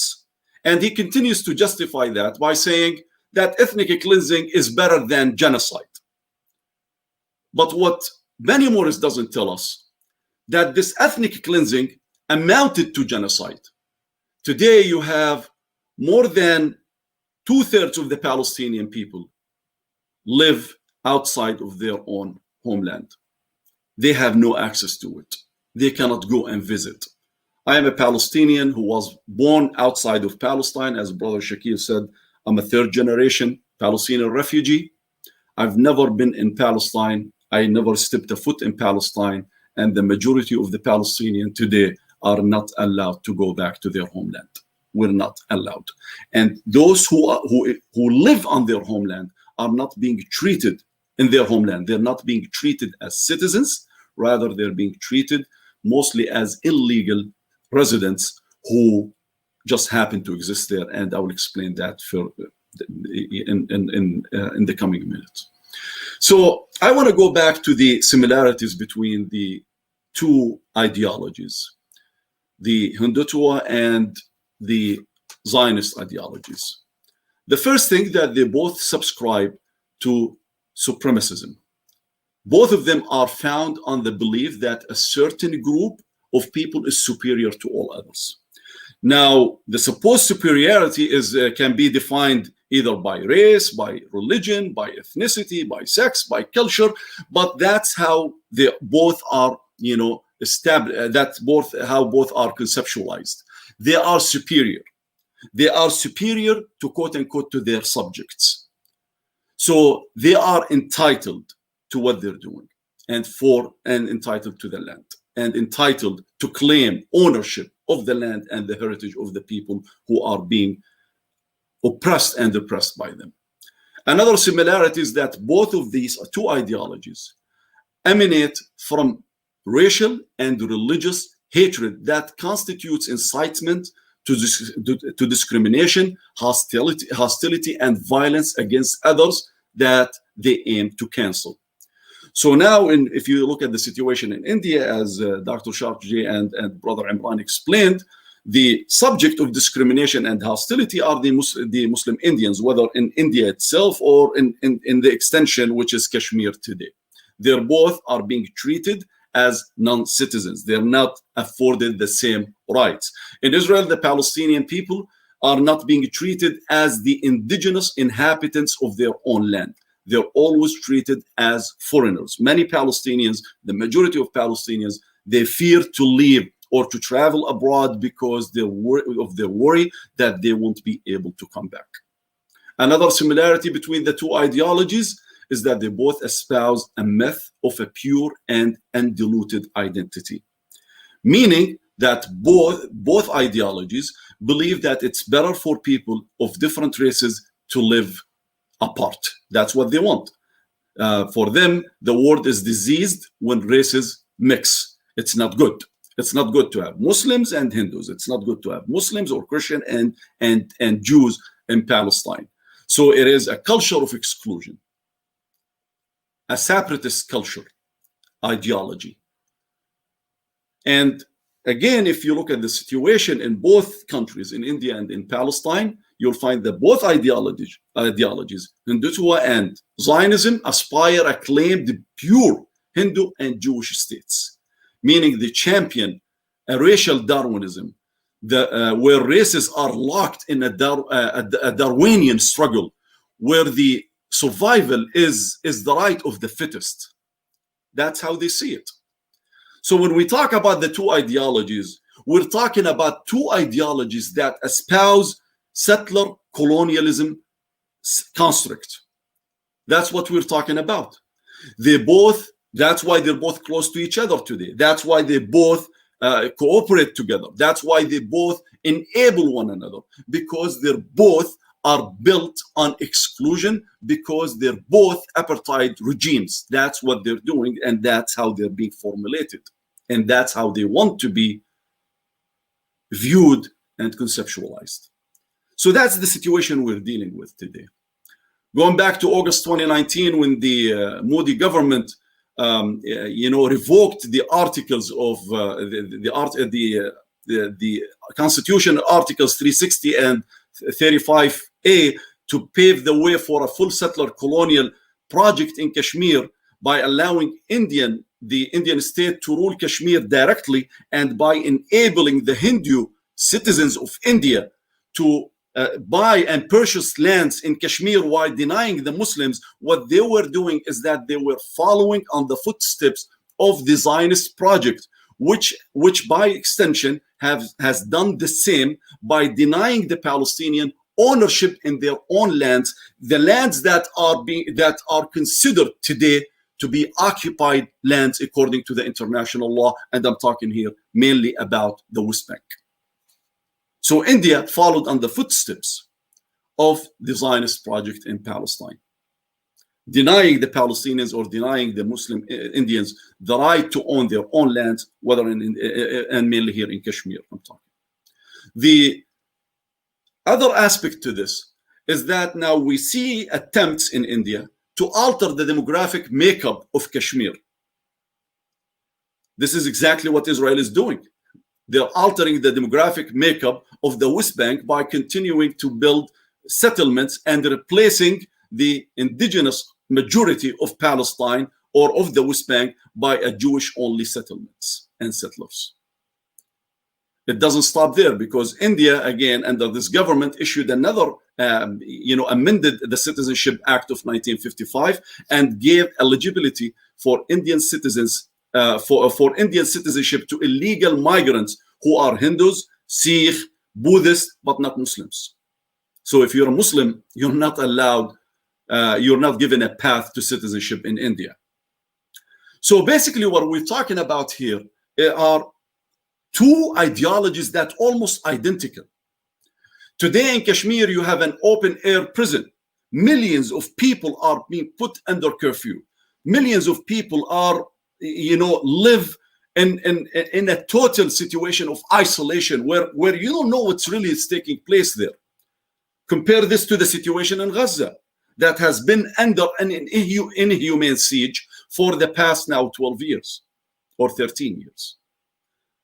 Gaza was the subject, a coastal small strip of less than 150 square mile, was the subject of 3 devastating wars. Thousands of people were killed. Tens of thousands of people were injured. Totally destroyed in 2009, 2012, and 2014. In addition to that, you have daily assaults and incursions on Gaza. In the West Bank, same thing as in the situation in Kashmir, curfews and lockdowns. People are not given the right in Palestine to live freely. They're not given the right to move around. They're not given the right to feel that they're humans, that they belong to their own homeland, the land of which their ancestors lived there for generations. Brother Imran mentioned something about how the Muslims in India or in Kashmir are being considered or treated as termites. That is similar to the Zionist ideology. That is similar to the Zionist ideology.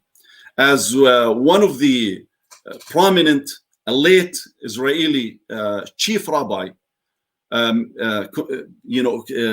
referred to the Palestinians as cockroaches and snakes.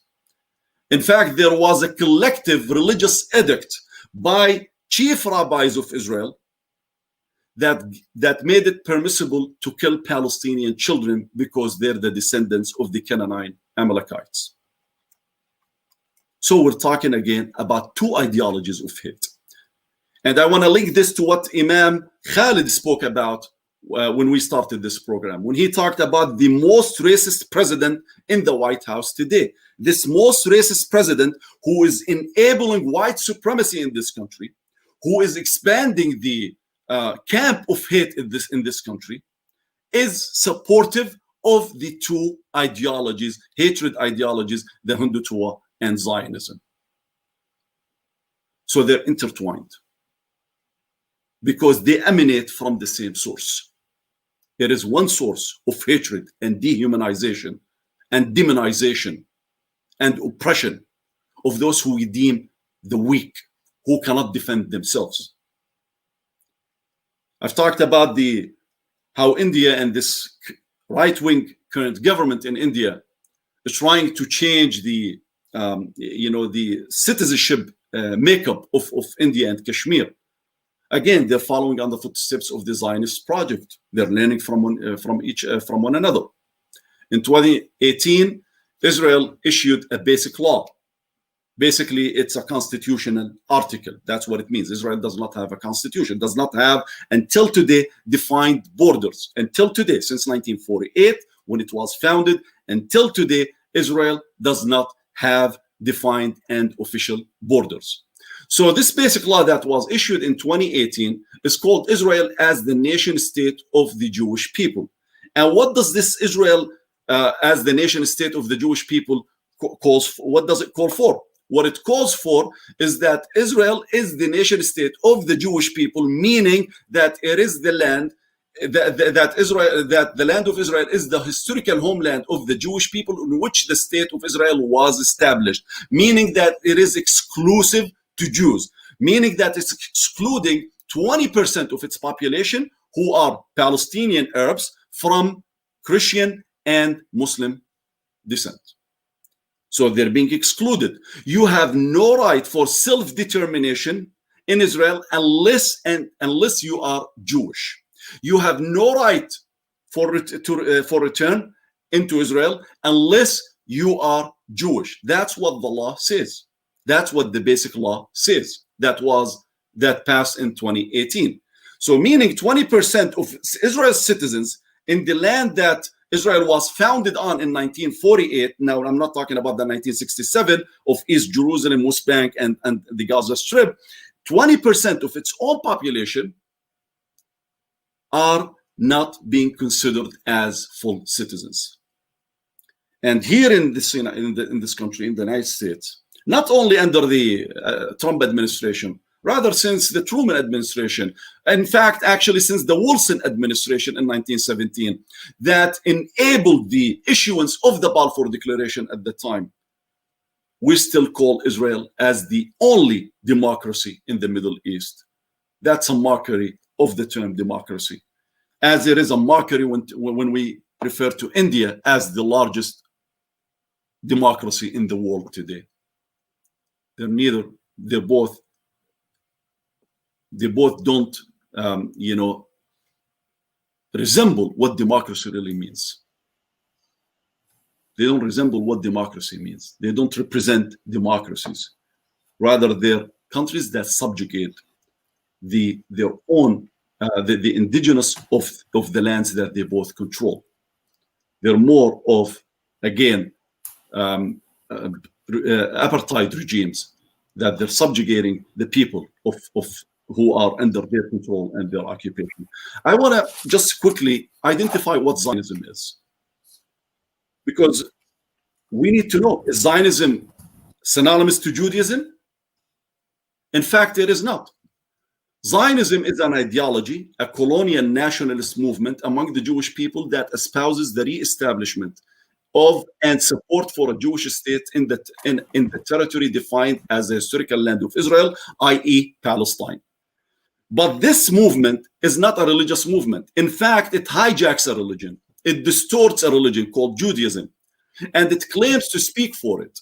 It is a product of the 19th century colonial construct. That's what it is. It is a racist, racist ideology that believes in the exceptionalism of Zionist Judaism and in Jewish supremacism. So it is not about Judaism. It does not speak for the religion of Judaism. It is more of a hijack of a religion, using the religion as a justification to subjugate people and the indigenous people of the land of Palestine. That's what this ideology is about. An ideology that believes in superiority, an ideology that wants to cancel the rights of the people, the indigenous people of the land of Palestine. An ideology that forges and falsifies history, an ideology that Judaizes or attempts to completely Judaizes the history of Palestine by changing the name of towns, by claiming the heritage of the Palestinian people. Now, even hummus and falafel are no longer Palestinians. Suddenly now they're Jewish. Even the Palestinian traditional dress, mainly the women Palestinian traditional dress, is not Palestinian anymore. Now it's being also falsified and forged and being hijacked and stolen from the Palestinians. What they're trying to do is to erase any memory or the Palestinian memory because they don't want to be challenged for their forgery. So that's what we're dealing with. Palestine, or the state of Israel, was established by means of massacres, rapes, expulsions. If you want, I can reference many statements by Israeli officials like Moshe Dayan, one of the founders of the state of Israel. In a speech in 1969 in Haifa before Jewish students, he told them, he acknowledged that the Jewish villages were established on the ruins of the Palestinian villages. And he added, you cannot even know the original names of these villages, and I don't blame you. The books of geography no longer exist, and the Arab villages don't exist anymore as well. They claim that the 720,000 Palestinians who fled Palestine in 1948, out of 900,000 Palestinians at the time, they fled because they were told by the Arab armies to flee. But the facts are visible. We have them. They're confirmed. They're documented. We know from the Israeli Defense Forces archives that in every document, it confirms that massacres, rapes, and expulsions were widely used by the Zionist militias. We have confirmations by Israeli officials like the late Israeli Prime Minister Ishaq Rabin, who is being celebrated today as a man of peace, confirming in his memoir that he led the efforts to expel 50,000 to 70,000 Palestinian Arabs from the cities of Al-Lud and Ramla, and it's known as the Lud Death March, where hundreds of Palestinians died because of heat and exhaustion. So if we want to talk about ideologies of hate, we're referring to Zionism, and it fits the definition of ideology of hate as Hindutva, as white supremacy, as Islamophobia, as anti-Semitism as well, because these are all ideologies of hate established on oppression and expulsion and the exclusion of the quote-unquote other, because they believe in a groups or a self-supremacy in relation to those who they consider to be the other. Jazakallah khair, Dr. Osama. I am so grateful and so tempted also to really raise up so many questions, but I think it is abundantly clear to connect the dots between the white supremacy, the racism, religiously sanctioned racism within the quote-unquote West, and also the religiously sanctioned Hindutva ideology in India, and the oppression of people of color across the faith spectrum, Muslims, Hindus meaning untouchable Hindus, poor people in our country, Black people, people of color, Latinos, and the list goes on. I would conclude with this anecdote referred by a Sufi mystic. He said one time that I love the moon and I hate the sun. And people wonder why. And so they ask, and he replies, I love the moon because it comes in the night when it is dark. It brightens the beautiful night, makes the night beautiful. We can navigate with the help of stars, and therefore I love the moon. And people follow up and ask, why do you hate the sun? And he replies, I hate the sun because the darn thing comes during the day when it is bright anyways. This is to say that in many times we miss the obvious. And the obvious in this instance is hate that is rooted in faith traditions and dehumanizing, quote unquote, the other. I hope and pray that those of us who were enriched today by these profound presentations by our esteemed four speakers to inspire ourselves by the extraordinary resistance under the most adverse conditions where the people live in Palestine, in Kashmir, in India, and in our own backyard in the United States of America, to stand up, fight against injustices, regardless of where it is coming from and however long it takes, that we will continue to resist until full justice is reclaimed by the people who are oppressed. On behalf of all of you, those who are watching, and on behalf of ICNA, Council for Social Justice, I am deeply indebted to each one of you for taking the time out on this Saturday from your family time to give for this cause. As in my tradition, I raise my hand and pray for you, your family, your siblings, your loved ones, that you be blessed with more strength in what you do and what you are helping others to do. God bless you, and thank you so much, and we will continue on with the rest of the program. Imam Khalid, if you would be so kind to stay. You all can log out and log in via Facebook and other, because I think this platform allows only so many people to be online, and we will have the second panel continue on. Thank you, Brother Imran. Thank you, Sister Angana, and thank you, Dr. Osama. God bless. Thank you so much. So we will continue the program with a short interlude. But before we go to the interlude, I thank those of you, many of you have contributed online, icnacsj.org/donate. God bless you, and may Allah increase the resources that you are blessed with.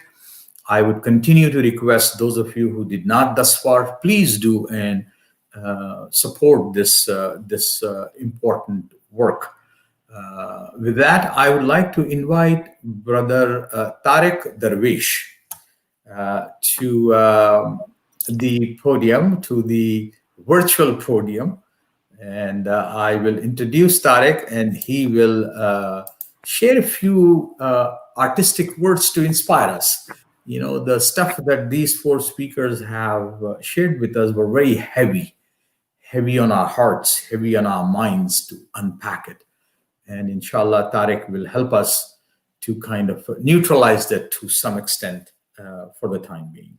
But let me introduce Brother Tariq. Tariq Darwish lives in Virginia, and he is a freshman at James Madison University, and he's majoring in acting and international affairs. Tariq is extremely passionate about social justice issues, and he uses the art of spoken word to shine light on injustices in our society and to change the world for a better place for everyone and not just some people. And Tariq is going to share some spoken words, artistic spoken words, and then he will step away for a bit, and then we will invite him back again in a few minutes. So Tariq, the floor is all yours, my brother. Assalamu alaikum, everybody. My name is Tariq Darwish. I have two pieces for y'all today. My first piece deals with domestic issues that we're facing in our own country that a lot of American citizens, and unfortunately some citizens in the Muslim community, are guilty of turning a blind eye to. So without further ado, here's that piece. Bismillah. A man was lynched yesterday. They raised that flag in 1920. Since then, it's been more. It's been way too many. So you can stay in your homes in a country built on their bones, cooped up in there, ignoring the videos of killings in your phones. You say you're against violence that you promote it through your silence. Yes, Your quiet sounds like sirens even louder than mothers crying. Yeah, you quiet but not blind. I know you see these people dying. Open your eyes and see the world. Go on Instagram. You see that girl? She was shot. They busted into her home. You say you quiet because you shy? Nah, you're really bold, see? Your privilege speak volumes. You don't even have to open your mouth. You were born with an advantage because you're the same color as that house. The house that shelters your president, a racist ringleader, the one who has no problem with whites protesting with ARs to go to a movie theater, but who also thanks white thugs for protesting the taking of innocent lives. The one who built a system where to obtain justice, you have to be killed on Instagram Live. The one who sees it as a crime to take a knee against the flag with 13 red stripes that signify the blood of the African-American lives lost because just their existence threatened the 13 white stripes. But who also thinks it's okay to kneel on a man's neck until he can't breathe. I can't breathe. Say Eric Garner before. One man strangled wasn't enough. They wanted more. I can't breathe. Officer, why do you have your gun out? Promise you won't shoot me? Why are you following me? I didn't even do anything. Why did you shoot me? I don't have a gun. Stop shooting. This can't be real. The last words of victims whose lives were robbed. Mothers, communities, the country cried unsolved, but it's time to wipe those tears.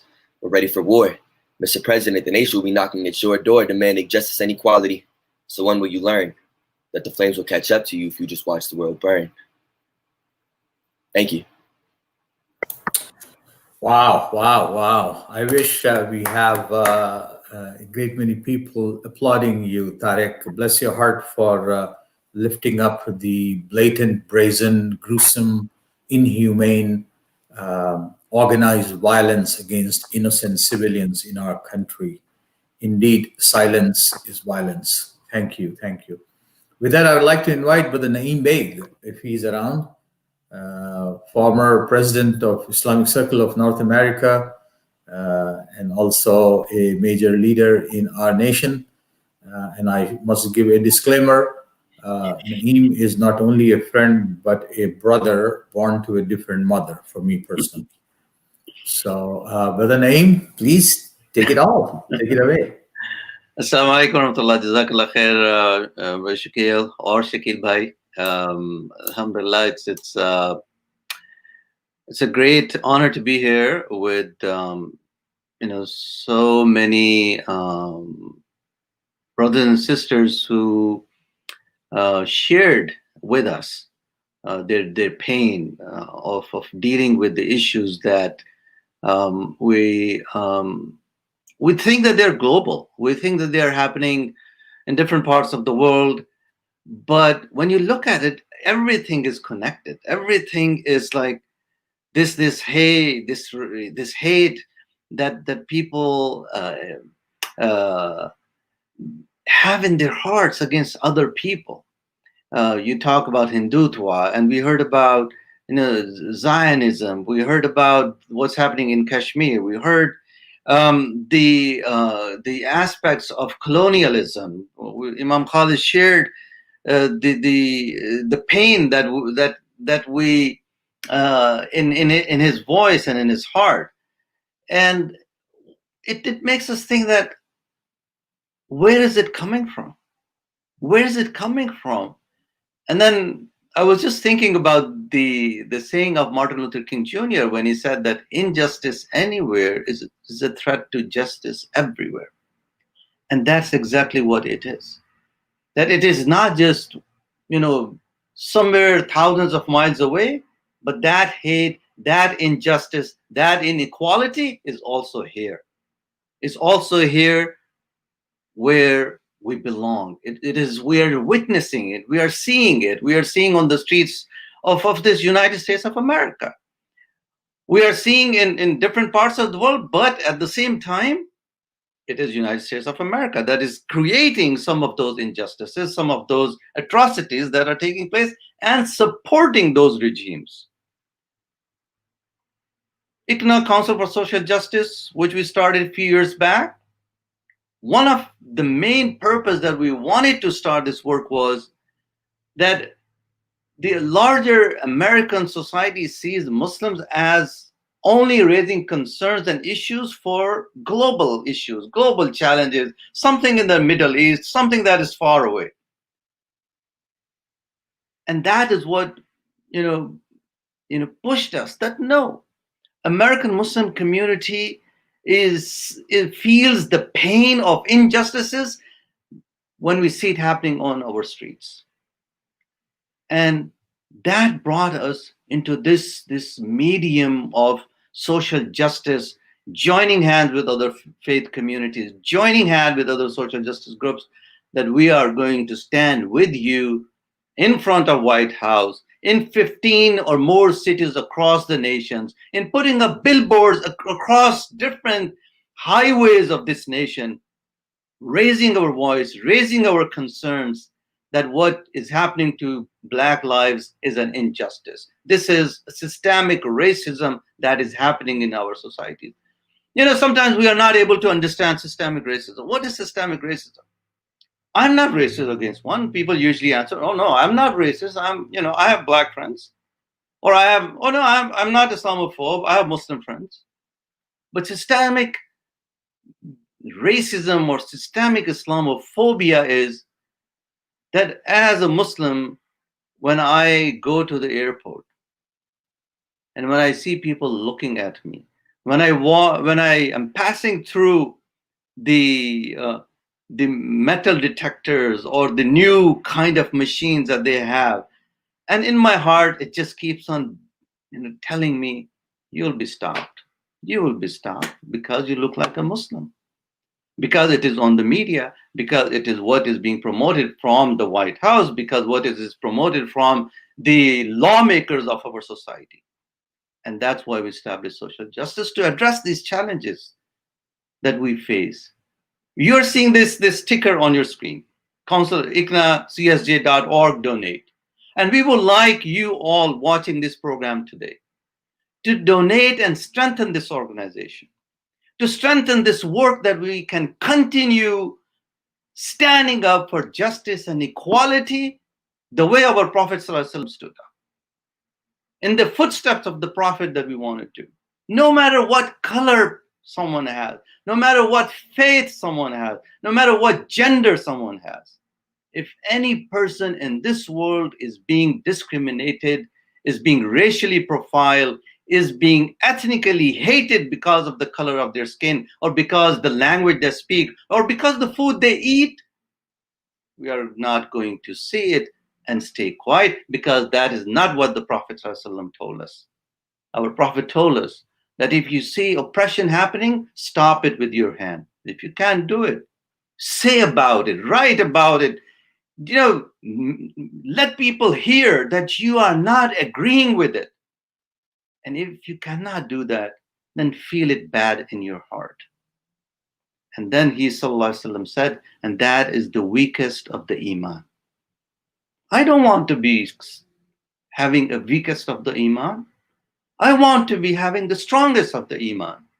Because that strongest of the Iman will inshallah help me stand in front of Allah subhanahu wa ta'ala and say, I have made mistakes, I have committed sins, but I stood up for justice. Justice that Allah loves. And I was reading about the aspect of justice that Ibn Taymiyyah said something beautiful. It said, our deen is based upon justice, mercy, and wisdom. And he further elaborated that if there is justice in the society and the rulers are just but not believers, Allah still supports that society. And if there are Muslims and they are committing injustices, Allah subhanahu wa ta'ala doesn't support that.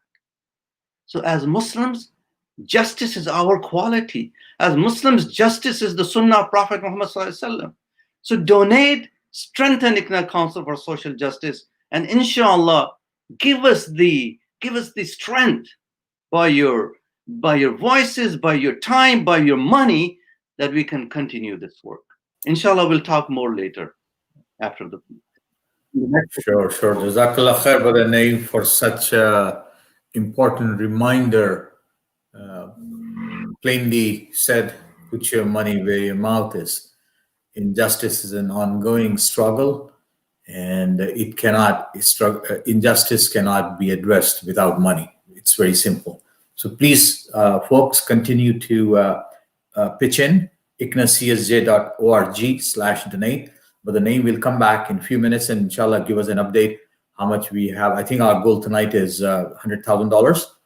and I'm sure we are close to it, if not all of it. But please continue to donate. And I like to invite Brother Tariq back to share some more artistic words of spoken word. Brother Tariq. Assalamu alaikum. Assalam. Welcome back. Thank you. I'm back for one more piece. This piece is just about unity in general, and we should all come together as an ummah to better each other, for the betterment not only of ourselves but for our brothers and sisters alike. Awesome. Take it away.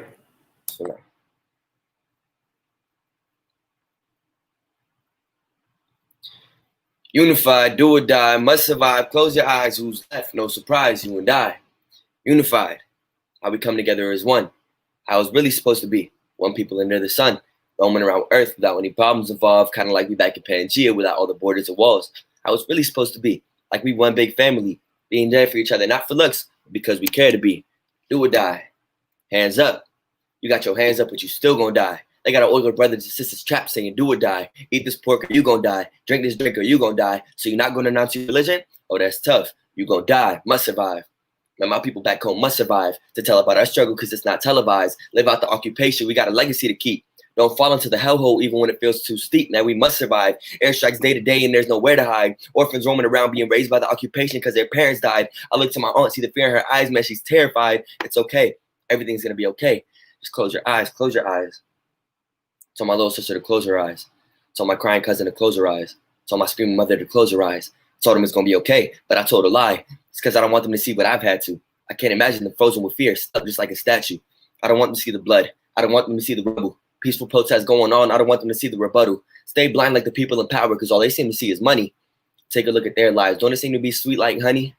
Oh, take me back to them days when we had honey in Yemen so they can make their hadish.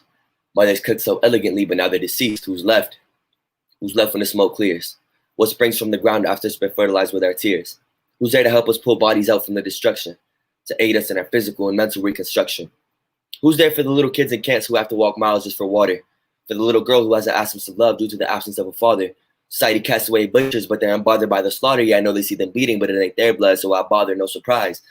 Everybody moves on. They got their own lives. I mean, my profile picture is blue. I guess I did what I can. Everything else is just simply out of my hands. No surprise. That's just life. Some people get it taken away, and their people have to deal with that strife. It's just one big cycle. What are you going to do? Maybe someone will someday change the world, but it won't be me or you and I. We won't stand to see mothers cry. We won't come through and live our lives while others unjustly die. We won't just look up and utter, man, that's a shame towards the sky. I won't come up with excuses. I'm just not that type of guy. I mean, look at us. We're sharing art inside of a mosque. We're here feeling found while our brothers and sisters are feeling lost. We're exercising our freedom freely, but freedom ain't free. It has a cost. When it's unified, do or die, must survive. Close your eyes. Who's left? No surprise. You and I. Thank you. Thank you, Brother Ramiz. What Brother Tariq, what a profound, inspiring word, do or die. We all will, but we must leave our legacy behind before we leave.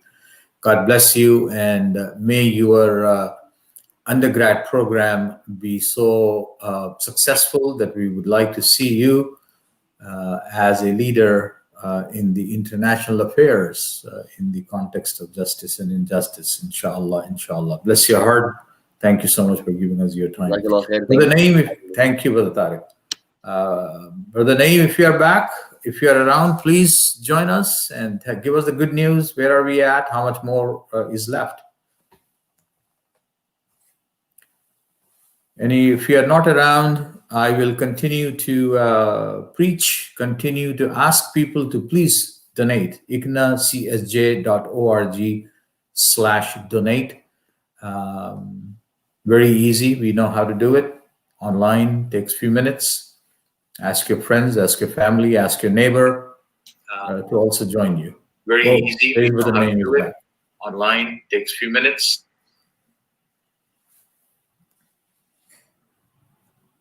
Brother Naeem, all yours. Oh, yeah, I'm here. Assalamu alaikum. I'm still, I'm not used to this this medium. Alhamdulillah. And the Tariq another poem and which you highlighted, it reminds me of an ayah from Surah Yasin. A'udhu billahi minash shaitanir rajim. Allah subhanahu wa ta'ala says, Inna nahnu nuhyi al-mawta wa naktubu ma qaddamu wa atharahum.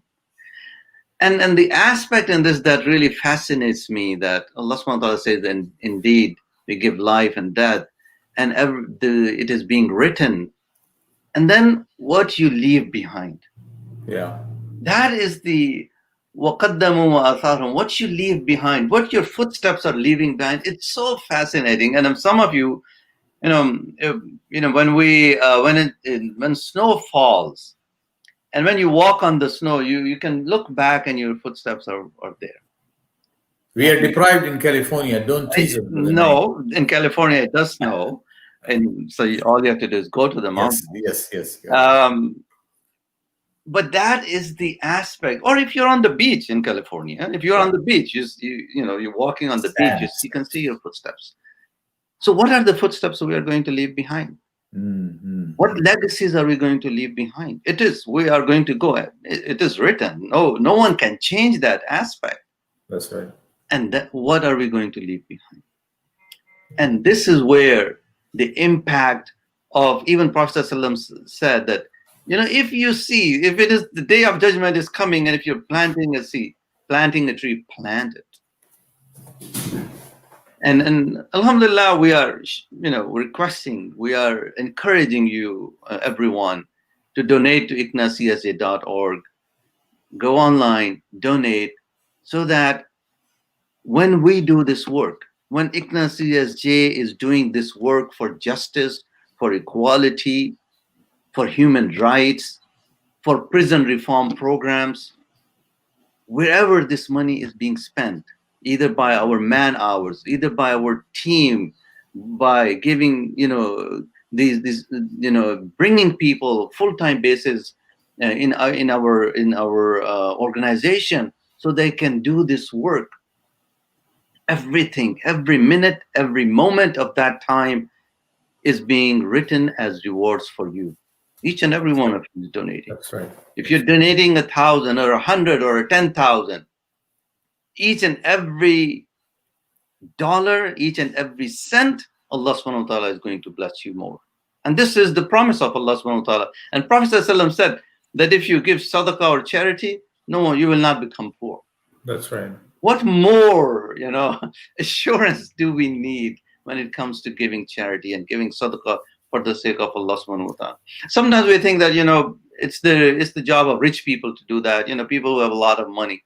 But Brother Shakil, I once was with a man, a day laborer. Right. And he finished his work. And when the time for his salary came, and when he was asked,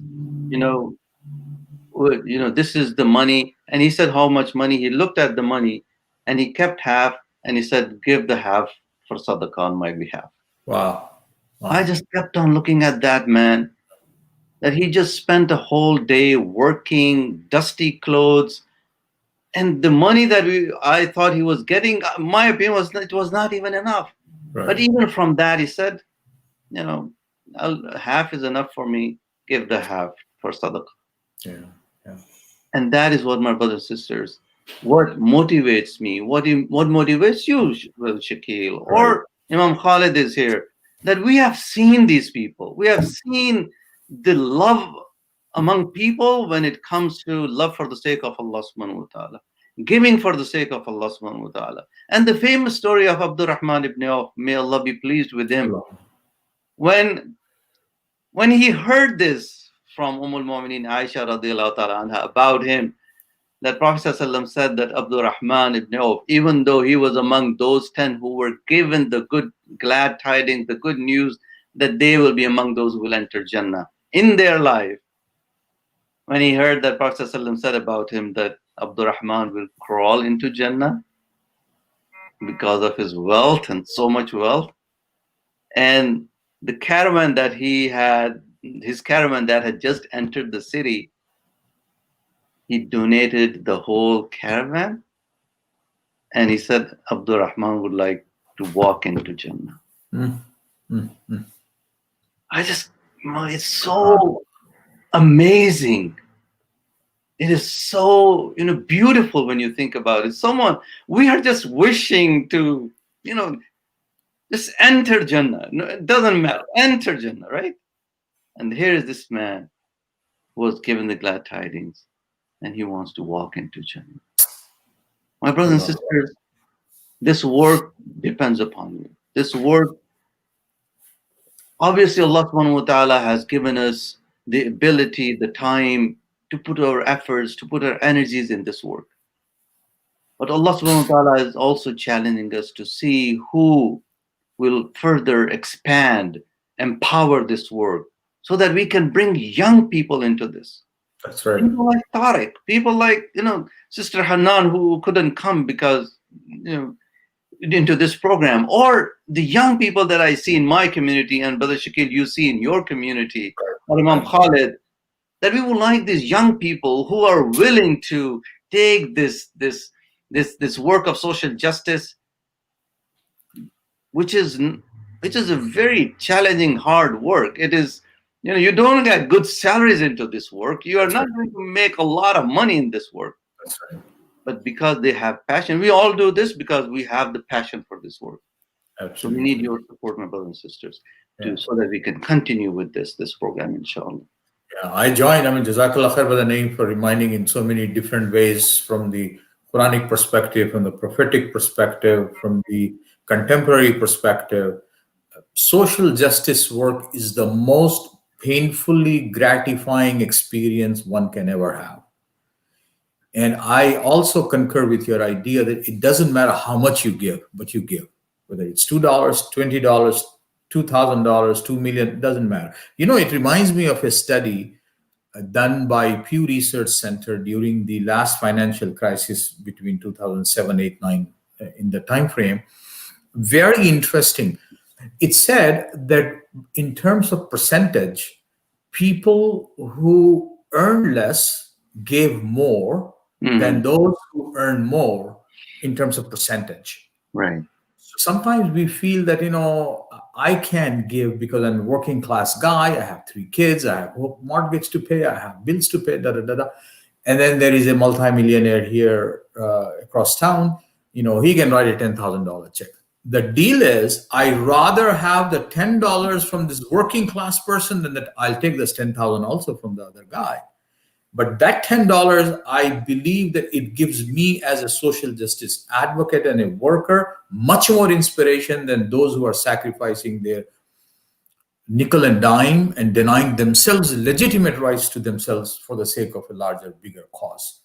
So I hope and pray that those of us who are watching will do the best that you can. It doesn't matter what you do, 20, whatever. Just do it today. ICNACSJ.org/donate, inshallah. I know that our second panel is in the waiting room and in the green room, so to speak, and we have to bring them back. We are about 10, 12 minutes into the hour. And if there are any closing words, Brother Naeem, please. Otherwise, we will get to the second panel, inshallah. No, thank you very much, Shakib bhai.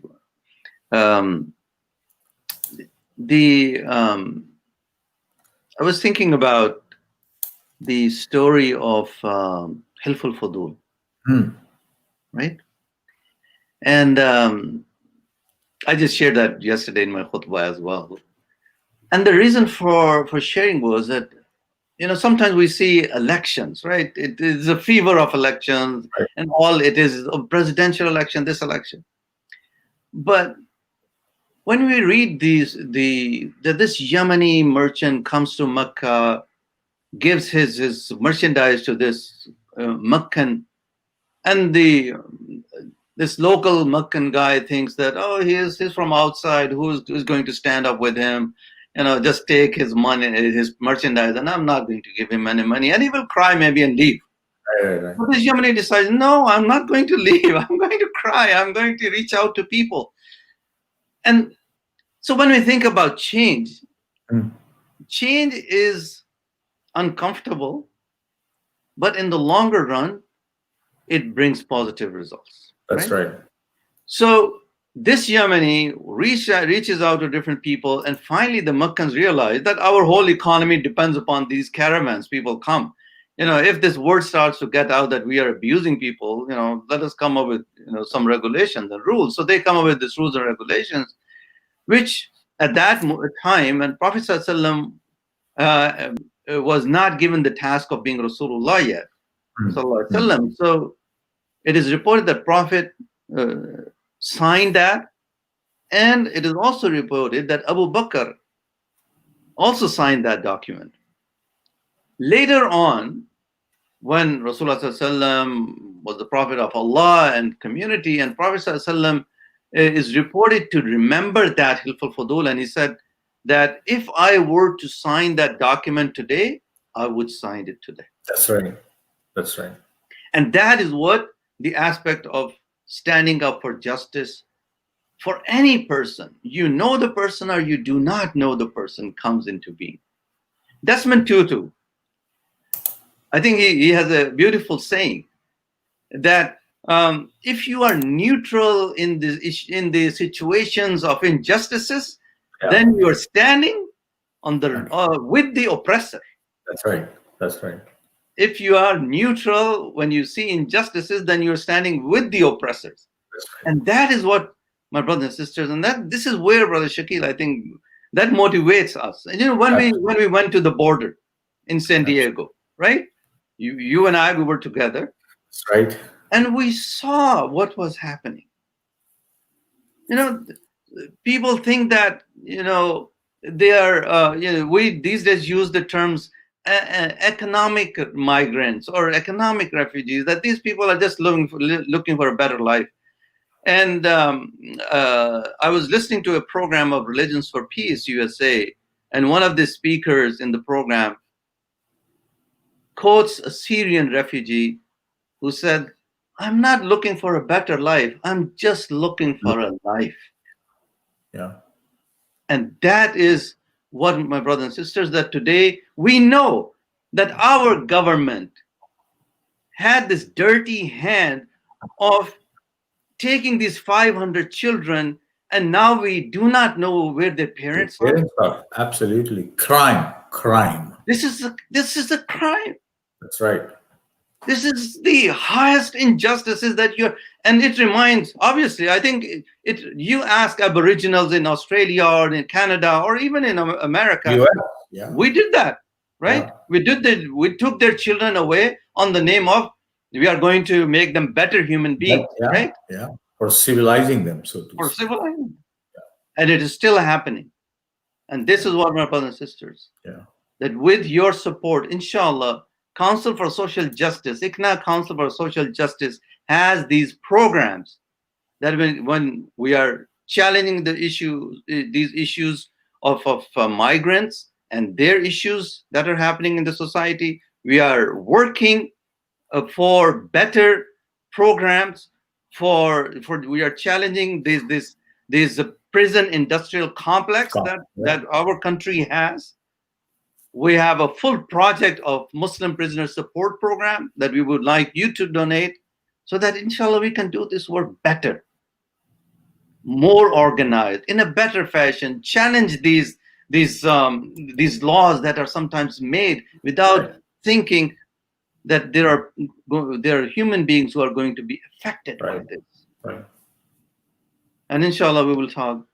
I think we'll come back again. Inshallah, in another hour, approximately an hour or so, inshallah. No, Jazakallah khair for reminding us, and definitely all of us, brothers and sisters, ought to realize that our faith is much more than religion.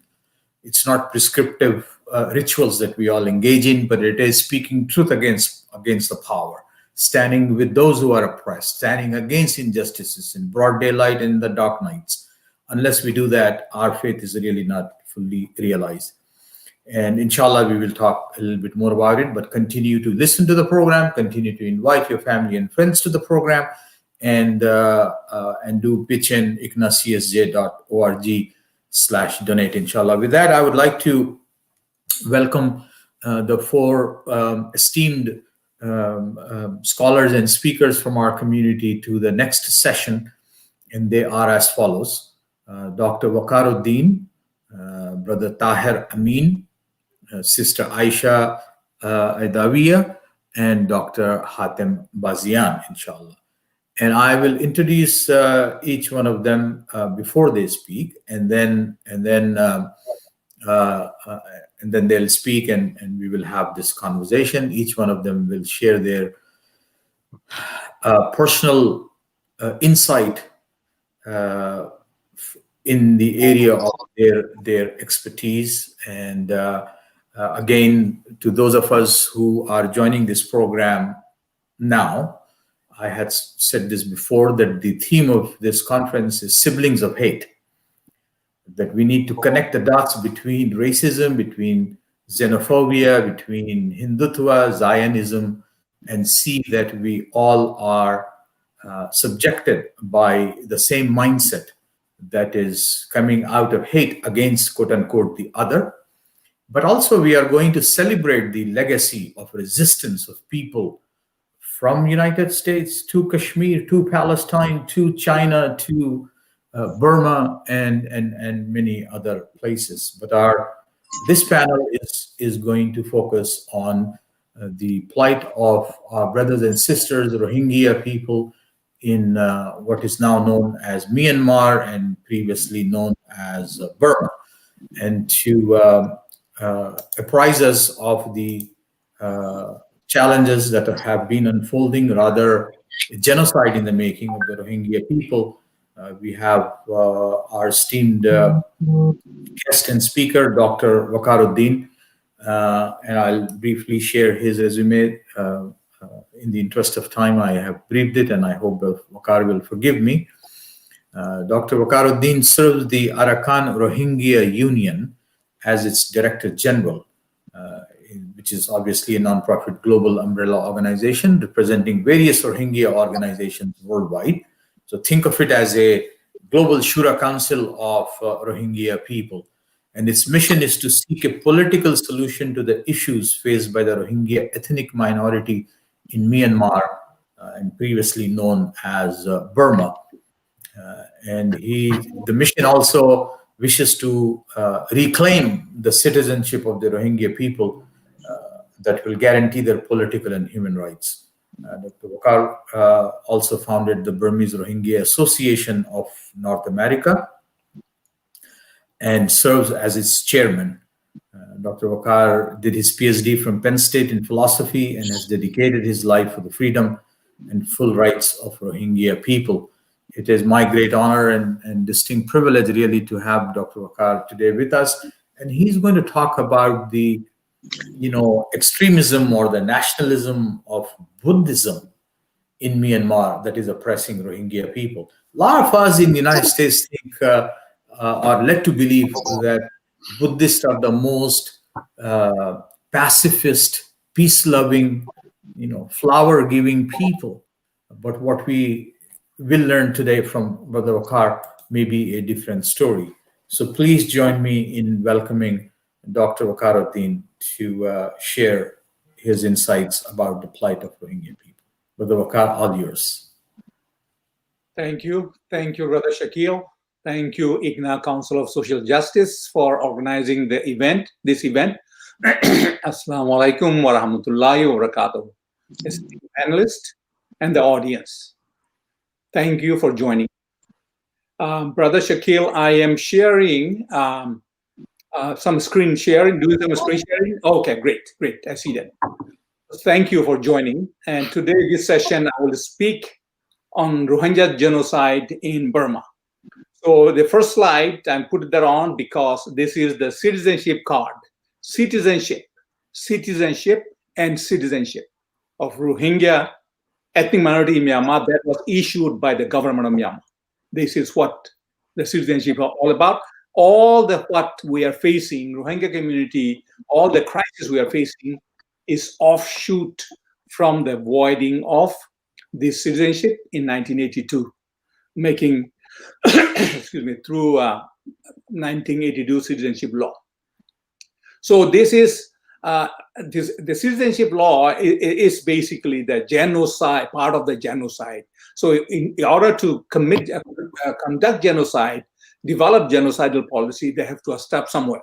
That's why they have voided citizenship first. Then subsequently violence and violations and violences. So since this biggest crisis is too big, I'm sure all the audience tuning in today and the general international community and the Ummah is well aware of these crises as a giant. Rohingya genocide. I'm going to summarize in one sentence, a given amount of time, just as a refresher.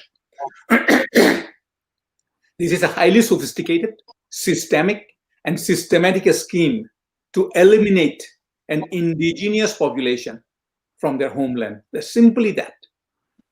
Why is Burma doing this to its own ethnic minority group, its own people? This is due to rapidly growing Burmese extremist ideology of purity and superiority of race and religion. Of course, this is confounded with hate, part of the sibling of hate. So how they are doing it? They are doing it through violence by the Burmese military, the weapon people, the gunners, and who can commit violence with free hands, with impunity. And the police also, through all possible means, pre-calculated to destroy the population. Yes, they have already destroyed pretty much everything which is Rohingya. Nothing has changed on the ground for Rohingya. Restrictions after restrictions, restriction after restrictions. I'll go into that in detail a little bit later. The disenfranchisement of Rohingya from electoral process by government has continued and it has doubled down recently. Voting rights. These are voiding Rohingya political parties and voiding Rohingya people from blocking them, excluding them from participating in the election. These are registered political parties, Rohingya parties, that were rejected. They are legitimate candidates, and they are the citizens of Burma. They're not from anywhere else. They are from Burma, from Arakan, native indigenous people. Their voting rights dates back to 1947, during colonial period. They have voted and contested in national elections ever since, even in the Burmese military's 2020 election. There are 27 Rohingya parliamentarians until 2010. They're parliamentarians. Military has confiscated the NRC, National Registration Card, the citizenship card. That's what you're seeing now. There's a citizenship card with ID number in there. It's confiscated them, and the white cards also that were used for voting in the election. Now they are forcing Rohingya NVC, that is National Verification Process. They want to verify and they want to deny. NVC clearly voids bona fide citizenship of Rohingya that they had held ever since. Rohingya people cannot be naturalized through this scam, period.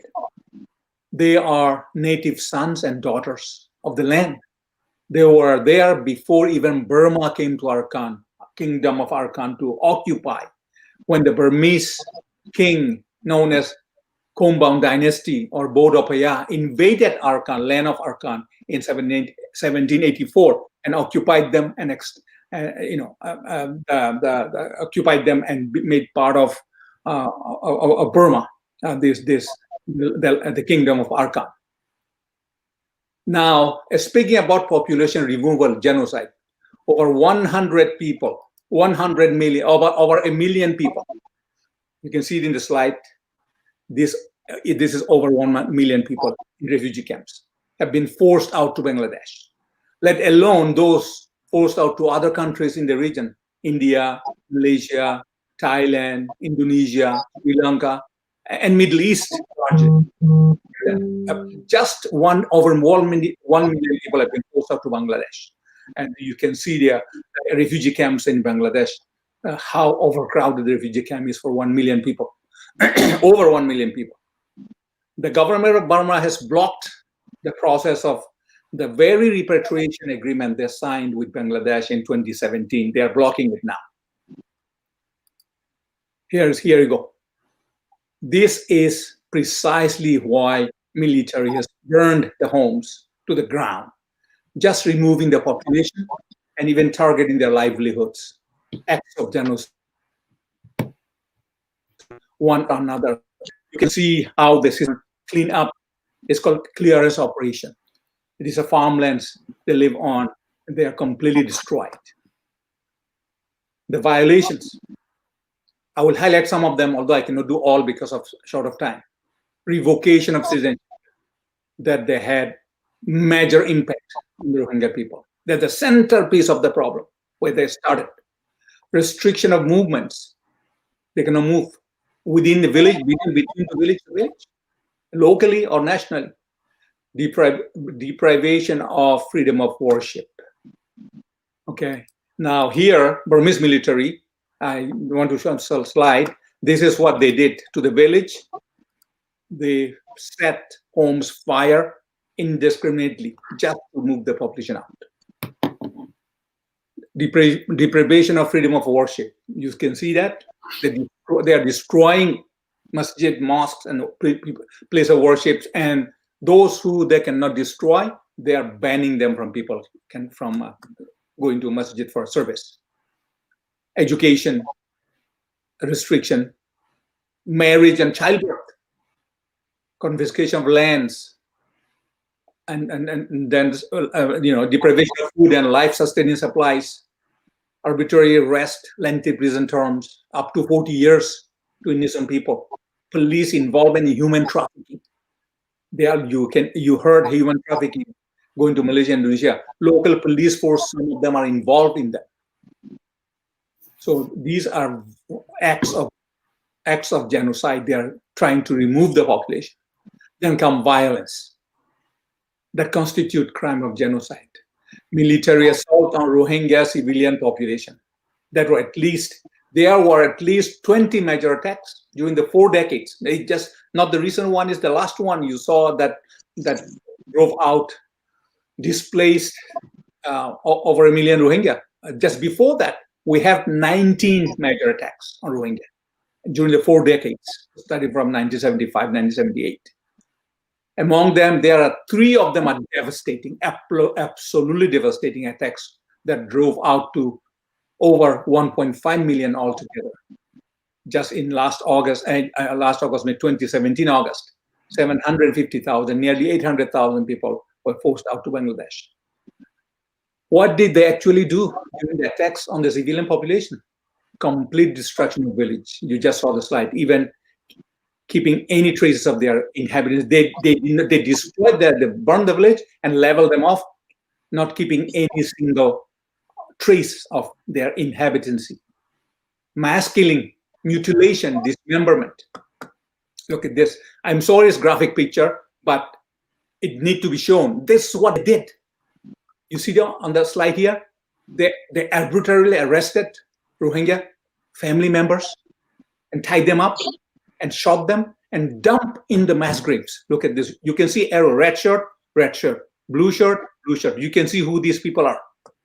Graphic, very graphic. I'm really sorry. I apologize for presenting this, but these are the evidence of war crimes, crimes against humanity, violation of this genocide convention that Myanmar has signed. I will talk about that in a little bit. Confining families into homes and throwing children into fire, little babies, grabbing from their mother's lap and throwing them. You have heard that in the media, you have seen it in the media. Gang rapes and sexual violence against women in front of father, in front of children, in front of mother, in front of the family. Gang rapes and sexual violence. Shooting at men, women, and children. They're fleeing for their lives. They're running when their houses were torched, and they're shooting at them. Police brutality and torture. Police brutality and torture. Right here. Police brutality and torture. Even minors. They didn't leave a minor alone, and young kids alone. The violations against women, Rohingya women. You can imagine what their fate is going to look like. Violence against them, sexual violence against them, violations against them. Organizing and arming and directing militia groups and mobs to kill Rohingya and destroy their properties.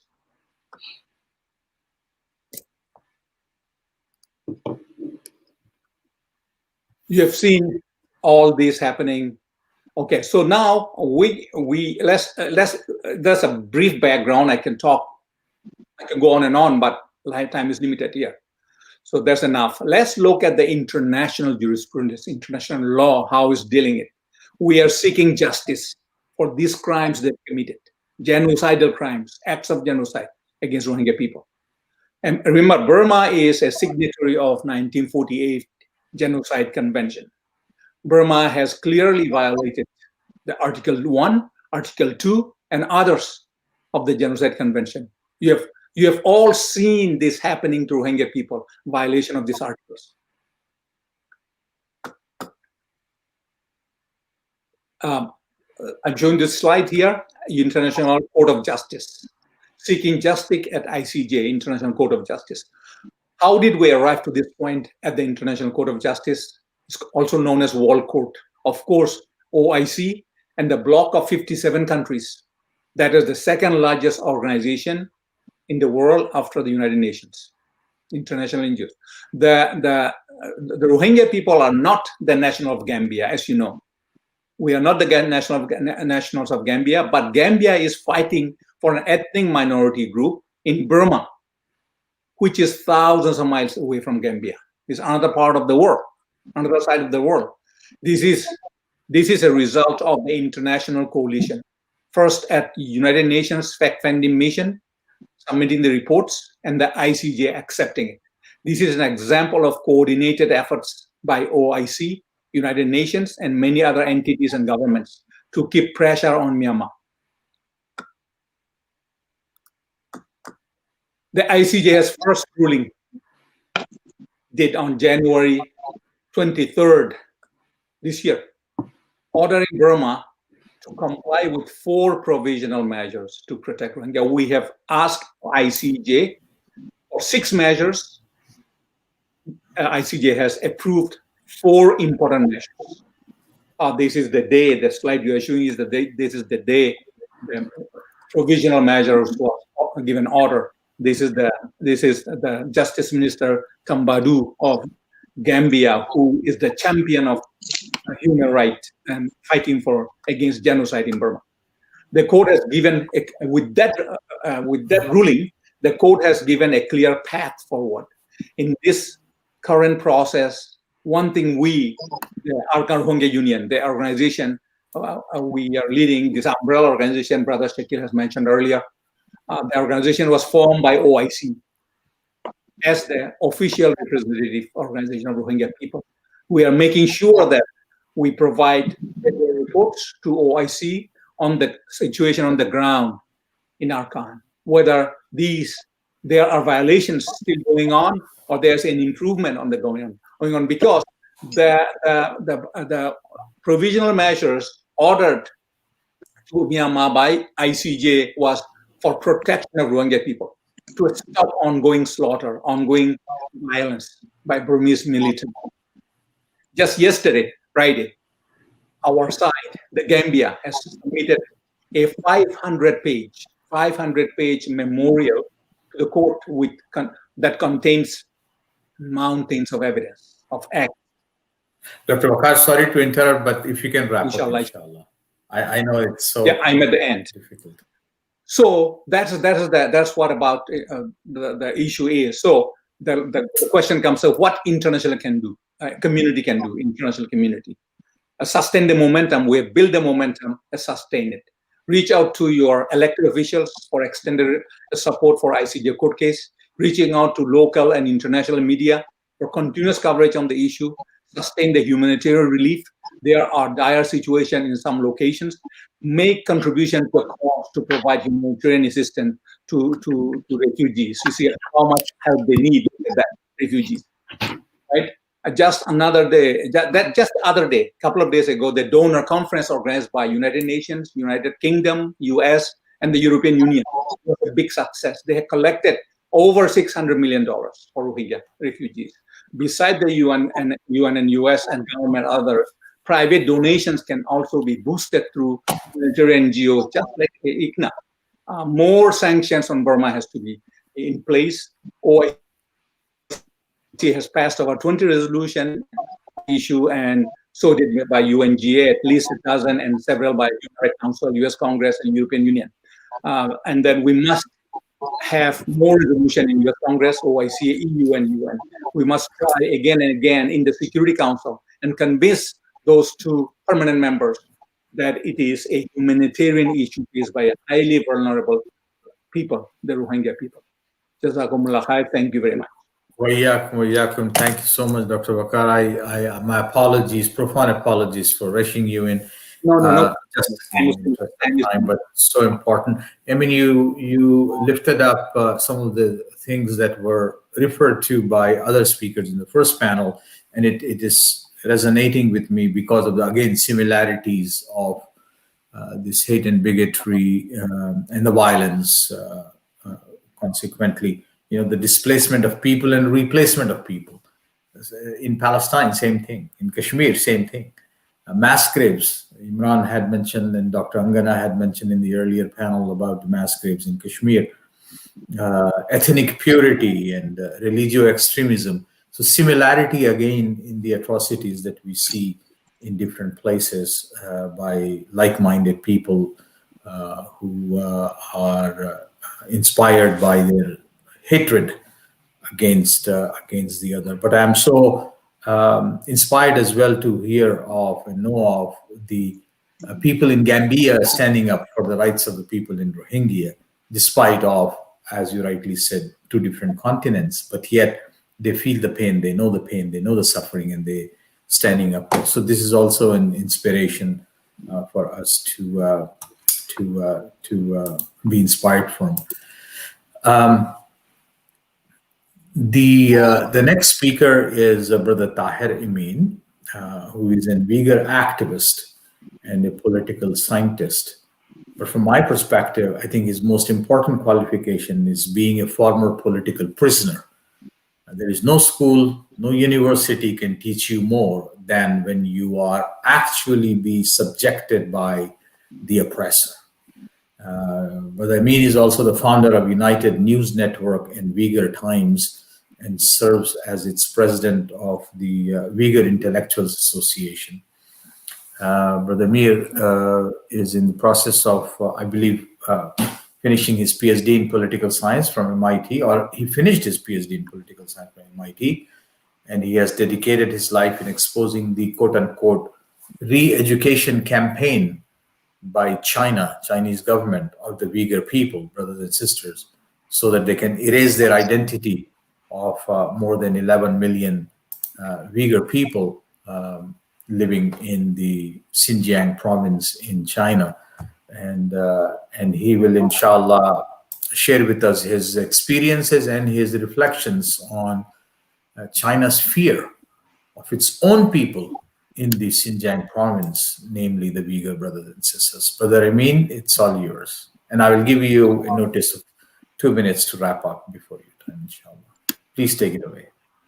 Assalamu alaikum. Assalamu alaikum, my brothers and sisters. Wa alaikum assalam. My name is Tahir Amin. I am ethnically Uyghur from China-occupied East Turkestan or Uyghurstan. China calls it Xinjiang Uyghur Autonomous Region. Our time is very short, so I would like to try to explain and introduce the situation very briefly. Uyghur Muslims, we have 12 million population according to Chinese national statistics, but we believe we have more than 20 million population. The Chinese government occupied our homeland in 1949, and since then they have been trying all efforts to curb the rights of Uyghurs, Kazakhs, and other Muslim minorities in the region. But specifically after the China became more powerful economically, militarily, and they have started the mass project, the One Belt, One Road initiative. They started a large-scale campaign on Uyghurs and other Muslim minorities. So 2017, they officially started the so-called re-education vocational training centers, facilities. Actually, it's not training centers or vocational center according to many witnesses and the people who are released from these camps. The people who are detained and arrested just because they have a long beard or they have a hijab or they went to mosque 5 times a day, or they are very religious, or they have kept Islamic books at home like Quran or Hadith. And all of the religious leaders were arrested and sentenced up to 10 and 15 years. The Chinese government, their intention is to eradicate all of the differences from the people, which specifically the people who are different from Han Chinese ethnically, religiously, and culturally. So the Chinese government intensified their crackdown on the Uyghurs since the May 2017 openly. I would like to share my screen, if I can.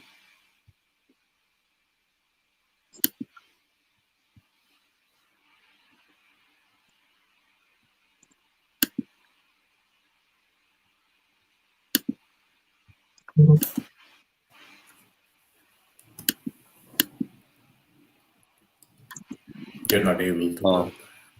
It's not working. Sorry about that. Ramiz, I don't know if you're around, if you can guide Brother Tahir to. Yes, I can. As long as you have the short share screen button, you should be able to bring it up. Just select the screen you want, and it'll pop up.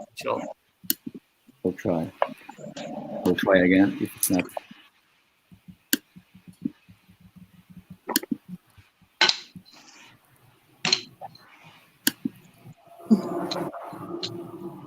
Let me just a minute. Wait, no, that's not it. Okay.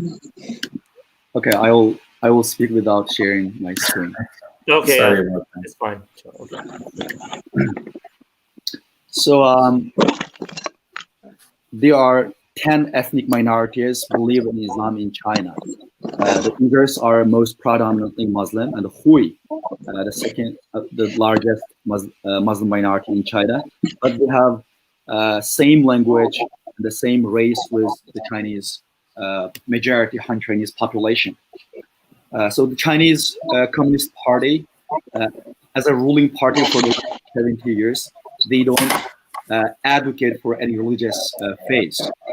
Even so, in Chinese constitution, it says that people have freedom to believe in any specific religion, but the Chinese government tried all its best to propaganda on the communist and atheist faces for all of the people. So majority Han Chinese people, they don't believe any religion besides the communism. And so Uyghurs, Kazakhs, and Hui, those Muslim people are predominantly Muslim, but the Uyghurs became the target because the Hui, they believe it by the Chinese Communist Party as the same race and speak the same language. But the Uyghurs, we are a different race. We believe Islam, which is considered by the Chinese Communist Party as a evil or mental illness. According to the Chinese propaganda system, the religion is a disaster. Islam is a mental illness. This is very open propaganda in Chinese school, the government education system. So the Uyghur people tried their best to keep their own identity and Islamic faith, but in an environment that the government and the majority Han Chinese, they don't support other than and they try their best to eliminate any differences like the faith and religion and identity. So we became the target after the Chinese government became the more powerful. So they are doing this because they believe in their opinion that they are the largest economy and the strongest military, and they have a very good reputation in the developing nations like African nations and Middle East and Latin America, and especially the Central Asian Turkic nations. So China found it its best time for them to continue this genocide. According to Canadian Parliament, just 2 days ago, the Canadian Parliament defined the Chinese human rights abuses on the Uyghurs as a genocide. According to United Nations, the Convention on the Genocide, all of the 5 elements can be found from what China has been doing against Uyghur people. First of all, China has been implementing the sterilization, forceful sterilization on the Uyghur women for the last 20 years, especially after the family planning system. Uyghur women would have been the forcefully targeting to sterilization. So this is one of the very important conditions to define as a genocide according to UN Convention on the Genocide. The media and the other scholars like Adrian Zins from Germany and the Australian Strategic Institute, all of them published articles and reports on how the Chinese government implementing sterilization on the Uyghur women for the last 3 decades. So this is one of the very important fact that we can say this is a totally genocide. Second one, the Chinese government separated all of the Uyghur children, especially the children under the 10 or 12, and sent them to state-run orphanages, where they cannot speak their language, they cannot practice their religion, they cannot eat halal food. They just subjected to learn the Chinese under the Han Chinese teachers. So those children, according to some statistics, around 500,000 Uyghur children are subjected to be educated as a Han Chinese when they grow up.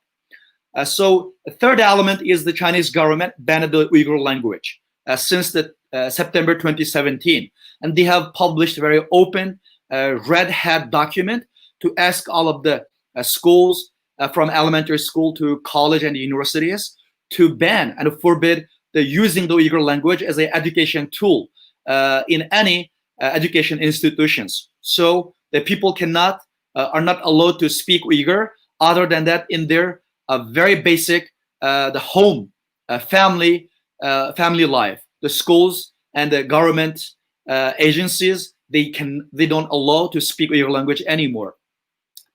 And they have also destroyed Uyghur culture. What is Uyghur culture? Islam is very basic, very important, the identity of Uyghur nation. So the Chinese government arrested more than 10,000 Uyghur religious leaders, according to Human Rights Watch, Radio Free Asia, and a lot of Chinese documents, which the Chinese the government agencies sharing on the online to show that they are targeting the extremists and radicals. In Chinese opinion, all of the religious activities, practices, even the namaz and the salat are the radical and extremist signs. So they have arrested the Muslim leaders, also destroyed the mosques. They During the last 3 years, the Chinese government destroyed more than half of the mosques in Khotan, Kashmir, Aksu, in other areas. And the Chinese government destroyed the buildings and constructions with the sign and the traces of the Uyghur culture. And they have confiscated the Quran and burnt religious books, and they have also burnt other Uyghur books about the culture, the history, and the language. And the number 4 elements that we can define the Chinese practices, human rights abuses on Uyghur, that the Chinese government arrested more than 3 million Uyghurs and put them forced labor camps. Before the 2 years, the media and human rights organizations have been saying that is a concentration camp. But the facts and reports very openly, clearly show that those are not concentration camps anymore. Those are the labor camp. The Chinese government cooperating with the private Chinese sectors to produce the international products like the H&M, Nike, and the Zara, and a lot of, even the Apple companies are cooperating with the Chinese government on using Uyghur forced labor. In those slave labor camps, the Uyghurs cannot go out. They don't have any freedom of movement. They don't have any way to communicate with the people outside. So according to experts, it is very strictly defined as a slave labor camps. A lot of worldwide companies cooperating with the Chinese government on using and making profit from those concentration camps and labor force. And one of the most tragic things we are talking about for the last 3 years is the Chinese government forcing Uyghur women to marry Han Chinese. Young Uyghurs, the husband and the life partners, arrested and sentenced for a long-term prisons. Many of them, according to experts, say subjected to organ harvesting. So who left behind those people? So women and the old people and the children left behind. So children are being targeted to be educated as a Han Chinese, and the older people they cannot, according to very basic common sense, they will not impact on the lives and the culture of Uyghur people because they are very old. So who can impact, who can preserve the Uyghur culture? The women. So those Uyghur women are now being forced to marry Han Chinese. So we have so much videos and photos that the Chinese government forcing the Uyghur women to marry Han Chinese. So all of the things we are seeing now, it's a total blatant genocide. Right now, we cannot communicate with the people inside our region. In 21st century, we don't have any access to talk to our friends, to our family members. I left China-occupied Uyghuristan February 2017. At that time, my daughter and my wife left behind. I didn't know, my family didn't know the situation would become such a worse like it is now. So at that time, I thought I will bring them outside with me. But after 3 or 5 months, the Chinese government forced my wife. After I came to the United States, Chinese government forced my wife to divorce. So we divorced August 2017. Since then, I wasn't able to communicate with my daughter. She was 7 at that time.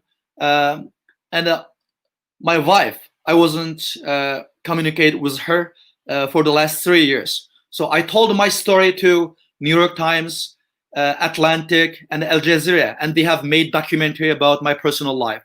Chinese government retaliated against my speak to international media, so they have arrested my mother, and they have arrested my brother and the other 20 members of my family, and sentenced them up to 10, 15 years prison, just because I spoke to international media that I cannot communicate with my family members. So this is what is happening to Uyghur people. Right now, we have so much videos and the news reports coming from the region say that the Uyghurs are being forced to marry Han Chinese. Uyghurs released from the camps and died after 1 week or 2 weeks. And many people died in those camps. And the Chinese Communist Party installed the crematorium to burn the bodies of the people who died in the concentration camps. So the people, the international media cannot go into the region, and the people cannot go out the region. So this is what's happening to my people. Right now, the United States government and the Canadian government, United Kingdom, and the Australian government openly, also French government, openly criticized China. Last month, 39 countries criticized China on the human rights abuses on the United Nations panel. There are very few Muslim nations spoke for the Uyghur people. Most of them, the Western countries, even the Turkish country, the Turkish government, which is our brothers in culturally, our brothers in religion, very rarely speak about the human rights abuses. Only the AK party, Adalat, the ruling party, Erdogan's party, spoke very rarely about the human rights abuses, not the government. So we Uyghur people right now need the help, and we need the dua, we need the real action, we need to speak, we need the legislation, the resolution from the governments and the NGOs and every Muslim brothers and sisters around the world. And I hope everyone take it very seriously, because it's going to be very late for us. We have lost so much people for the last 3 years. So I also hope you will pray for me and pray my daughter, pray my family members, and pray for my all of people. Thank you very much.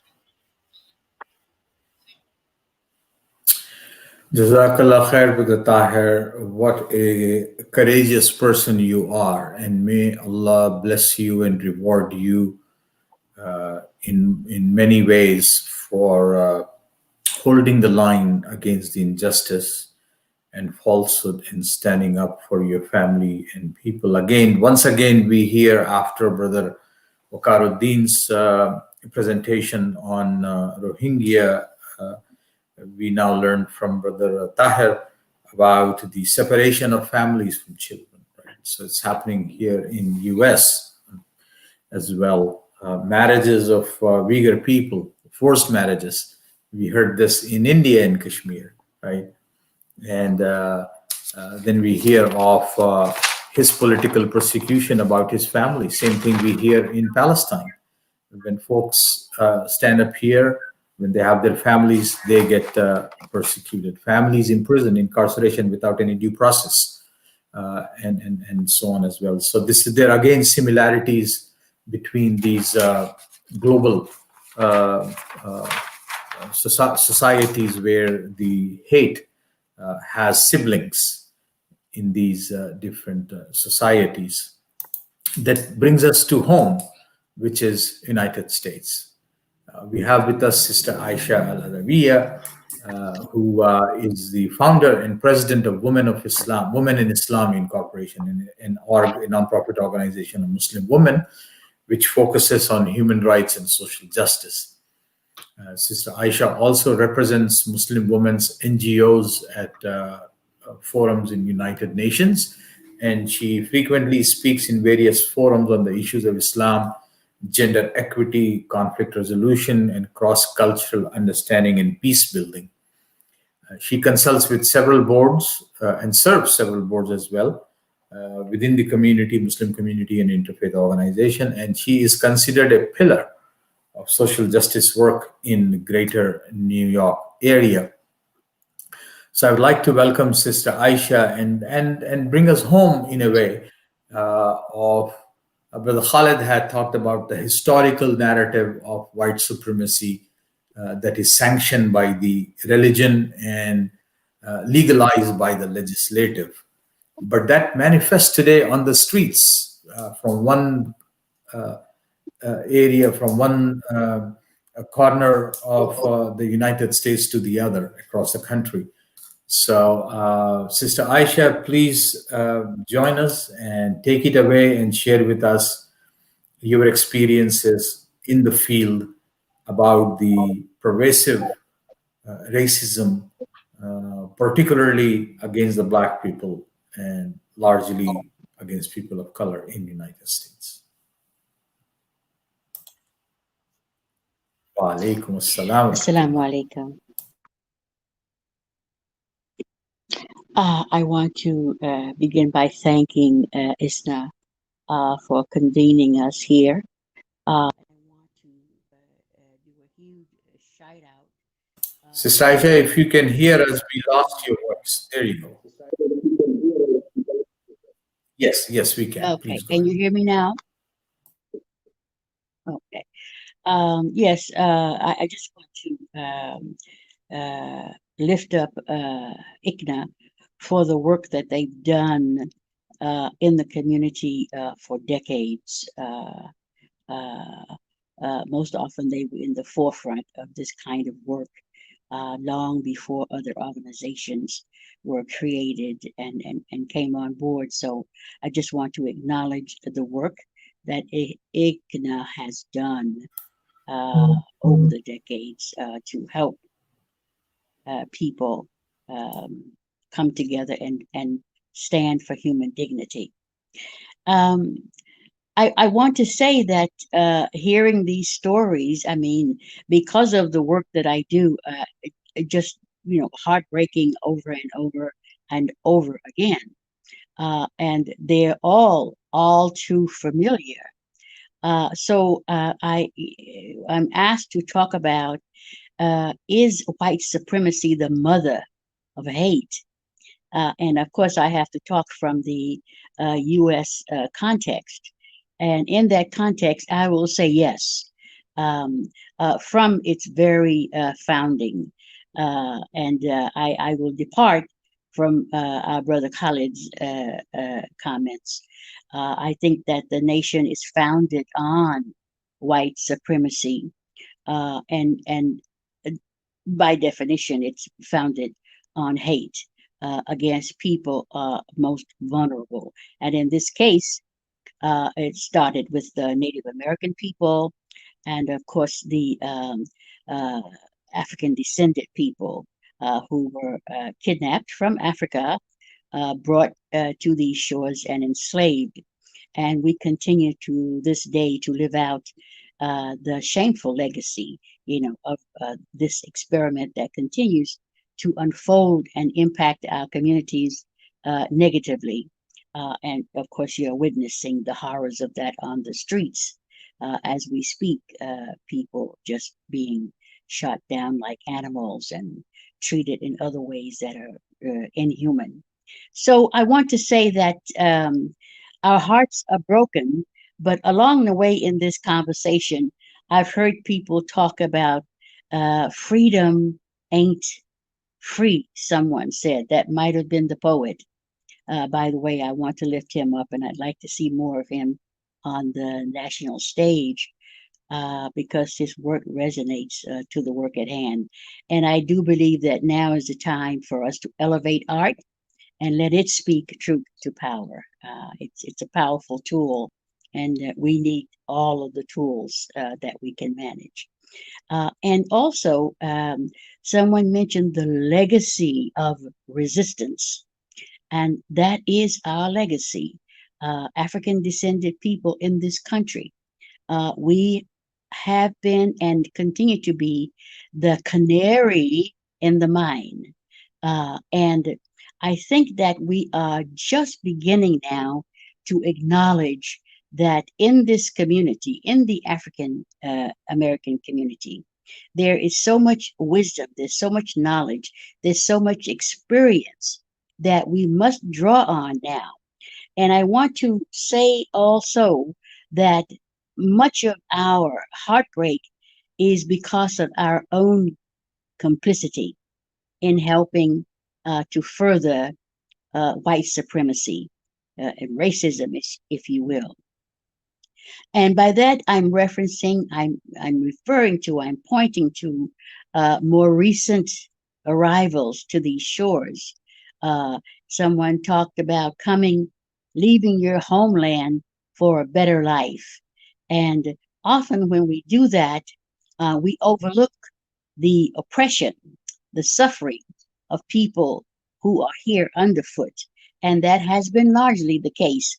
We are now beginning to realize that we have been woefully complicit in this project, and now beginning to realize that after some atrocities that reminded us that we too, are subject to abuse if we get out of line, or if we speak something that the powers that be do not sanction. So those are welcome developments, although they are painful. They are necessary developments. So we just need more of that. I don't think we are brainwashed thoroughly by all of the institutions that we laud. We are very proud of the degrees that we get from our prestigious universities, unquestioning about the creation of the information, the education that we are imbibing. So I think that is one source of remedy that we have to engage in, because we have been thoroughly brainwashed through education primarily. And one of our scholars years ago talked about the miseducation of the Negro, meaning us, Black folks, in this part of the world. And it continues to be true. So that I'm calling on our young scholars and students to begin to enlighten themselves about the true history of this country. So when we ask, is white supremacy the mother, of all evil? It is certainly an elder in the community, if you will, and it occupies a special position in our consciousness, in our communities. We are now struggling with the realities of the hidden evidences of extremism, terrorism in our country, in the United States. And many of us don't have any idea about where this came from or how it happened. We're baffled. But there are others who understand that it's always been there. And how do we position ourselves to disengage from it so that we can begin to dismantle it? Yeah. Because we haven't gotten there. We have relied on our political parties to make these changes for us. And we continue to ebb and flow, as time passes, and it remains the same to this day with our two-party system. But it's not making the change, the substantive change that we need to be able to say that we are really making progress. We are noticing that many of our people who have gone through some of these systems have actually signed on to the levers of oppression, so that they become the spokespeople for the community as they position themselves to be on the side of the oppressor. And this is something that we have to speak about. We must speak about it. We must be willing to identify those forces in our community that position themselves to further weaken us and make us more vulnerable in this climate.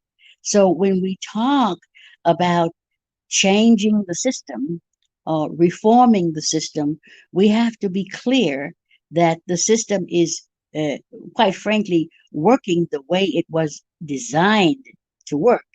And so our mission becomes, how do we understand that? What does it actually mean? Because it's not a cakewalk. Someone said that it's not a fun ride, to go down this road of working for social justice and human dignity, but it's a necessary road, and it's a very rewarding one when at the end of the day we can say that we held on to our basic human values and stood for what we know is right. And when we stand for ourselves, we are also standing for other people who are oppressed as well. So I am of the view that we need to do some self-assessment. All of the atrocities that our brothers and sisters have shared with us today, we are familiar with those. We are intimately familiar with all of it. Yeah. And so what is it that we are calling ourselves to do? We are talking a lot. We are joining organizations. We are creating organizations. But at the end of the day, how are we training our young people to come along and grab the reins and continue this? So again, I like this phrase, continue this legacy, of resistance, because that's what it is and has to be for the long term. Now, we also remain hopeful because we are certainly not going. We feel that we are indigenous to this land as well, even though we did not come voluntarily, many of us, but we have worked, toil to help build this country. And it certainly is our country, and we're not going to go any place. But having said that, we have to be willing to unearth the mythology that we've been living all of these hundreds of years. We have to be willing to uncover the lies and the injustice that has been perpetrated for so long, and that many of us have positioned ourselves to benefit from, And so now here we are in a situation with this current climate of hate, where we've unearthed all of the forces that are aligned against human dignity. We've unleashed, we've given license to this evil to wrap itself in the flag and assault at will. So what are we going to do about that? Is it, joining the government, getting jobs, or there are so many avenues open to people. But I think we have to speak to the issue of how is this resonating? How is it impacting our young people? What are they thinking? And I think that I really liked and I resonated with Tariq's poetry, because it just sums up where we are now. With the advent of social media, we are witnessing in real time slaughter to the extent that we have become numb, quite insensitive to the madness that's happening around us.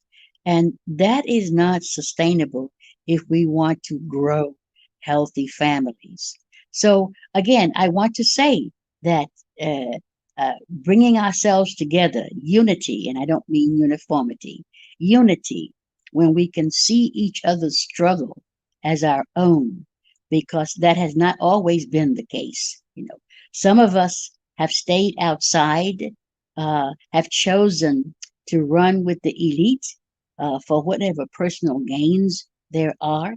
And I think now we're entering a very unique time, which is a great space to acknowledge how we've been co-opted, to what extent, and how we release ourselves from that, right? And begin to see the relationships, the kinship that we have to each other, first and foremost as human beings, and then as people who have experience with struggle, right? Who know what each person is talking about in this conversation today, because we've experienced it ourselves ongoingly for so many years, for so many decades, for so many hundreds of years. And I also want to say, as it comes to my mind, that I want to hear more from the Native Americans, because we are standing on their land, and we have to ask permission to speak, even, So there is no way we can talk about restorative justice without having their voices with us. And of course, we're entering this conversation about climate justice, and that has all kinds of implications on communities that are disenfranchised. So we have a lot of work to do, but we are very optimistic that as tragedy unfolds, as we see the horrors unearthed, and especially in the current climate and coming from the seats of power, right? That we are reduced again to our basic humanity, to know that we are one people, that we are bound to each other in so many ways, and that in order for us to address any of the atrocities, we have to first start with ourselves. So I'm sticking to the claim that, again, in the U.S. context, white supremacy is the mother of hate, and that when we can really delve deeply into this conversation, means that we're going to not only liberate ourselves, but we're going to liberate white people as well, because there was a saying that the slave master is also a victim, see, because you cannot be a healthy person and perpetrate the kind of violence that we see unfolding in the world and not be affected. So I think that there is a lot of pathology that's going to have to be addressed. There is a lot of resistance that's going to have to be addressed. And our young people are watching to see what is it that we're going to do. And we cannot just make speeches and write grants, and receive funding from the very institutions that are purveyors of injustice, you see, that control our thoughts, control our speech, control our movements even. So we have a lot of work to do. But again, I'm referencing Tariq again, and his poetry means that he's thinking deeply about this, and he spoke directly to the issue. So I want to say, again, I appreciate that. So I hope that we'll have some place to be able to respond to some of the questions or comment that people have who are joining us via the internet, because there's a lot of work to be done. It's not glamorous, but it's very rewarding. And may Allah give us the strength and the courage to claim this legacy of resistance and continue the march, inshallah. Thank you so much. Shout out to ICNA for the work that you're doing. Jazakallah khair, Sister Aisha. May Allah bless you and keep you healthy and allow us the privilege to keep learning from you and your inspirational work. And today, you have given us so much to unpack, really, and given us a recipe, really, to know that this issue of hatred cannot be repaired with a Band-Aid. It's an issue of heart, and it needs so much for all of us to do. And I also concur with you that, and I am glad that we concur that the white supremacy is the mother of all hatred in our country, and it is an elder in the context of global oppression that is happening and that we have heard from all of our colleagues today.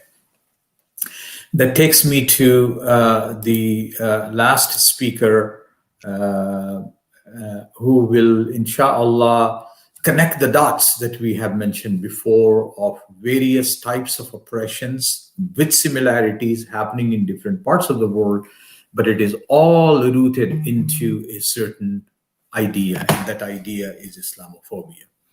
Professor Hatem Bazian is a co-founder and professor of Islamic Law and Theology at the Zaytuna College, which is the first accredited Muslim liberal arts college in the United States. And Professor Bazian also teaches Near Eastern and Asian American diaspora studies at UC Berkeley. And over a decade ago, Professor Bazian founded, I believe, the only one that exists in our country, the Islamophobia Research and Documentation Project at the Center for Race and Gender at UC Berkeley, which is dedicated to the systematic study of othering Islam and Muslims both. And this, under this project, they publish a biannual Islamophobia Studies journal that I value so much. It's in my library. I share it with friends and family. And this journal is comprised of scholarship that is collaborated with several institutions in the US and across Europe and outside even Europe.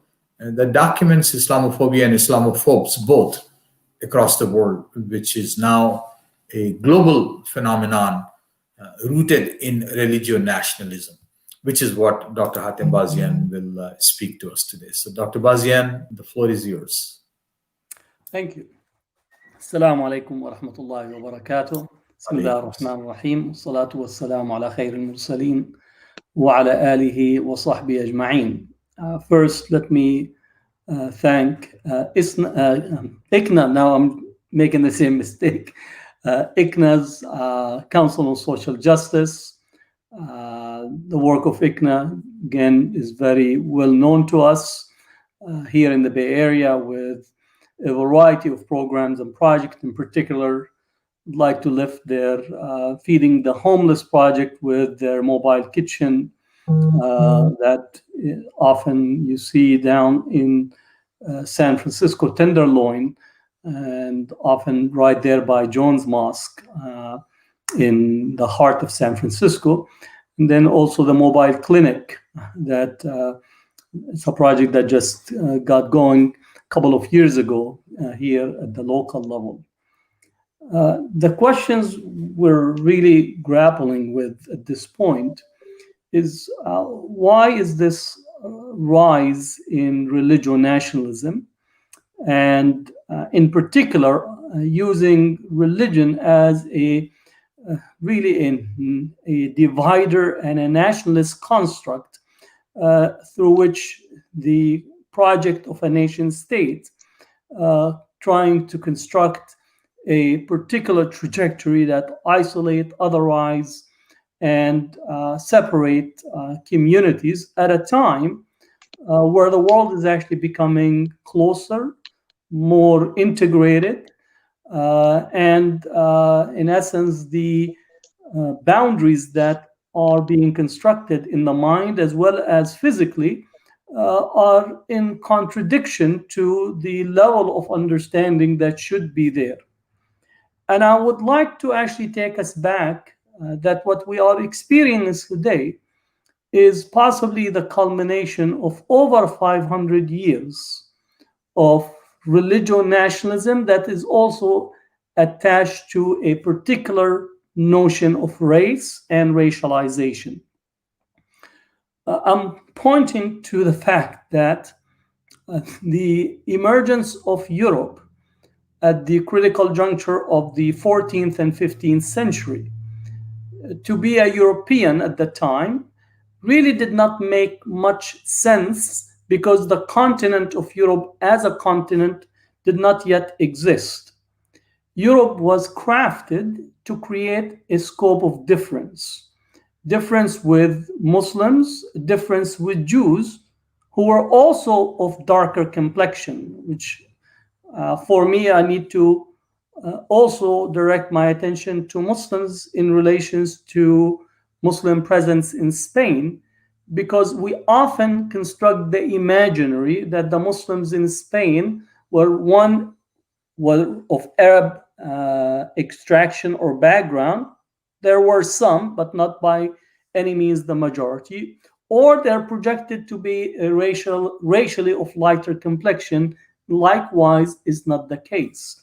Both Muslims and Jews were of darker complexion in relations to the, if we want to think of the racial classification, even though it is a socially constructed paradigm, but nevertheless, the Muslims and Jews were deemed to be of darker complexion coming from North Africa, as well as some from sub-Saharan Africa.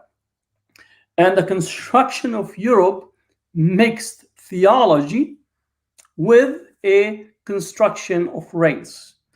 To be a European, you had to be Christian, white, that did not mix with Muslims and Jews, so the whole idea of purity of race gets to be constructed.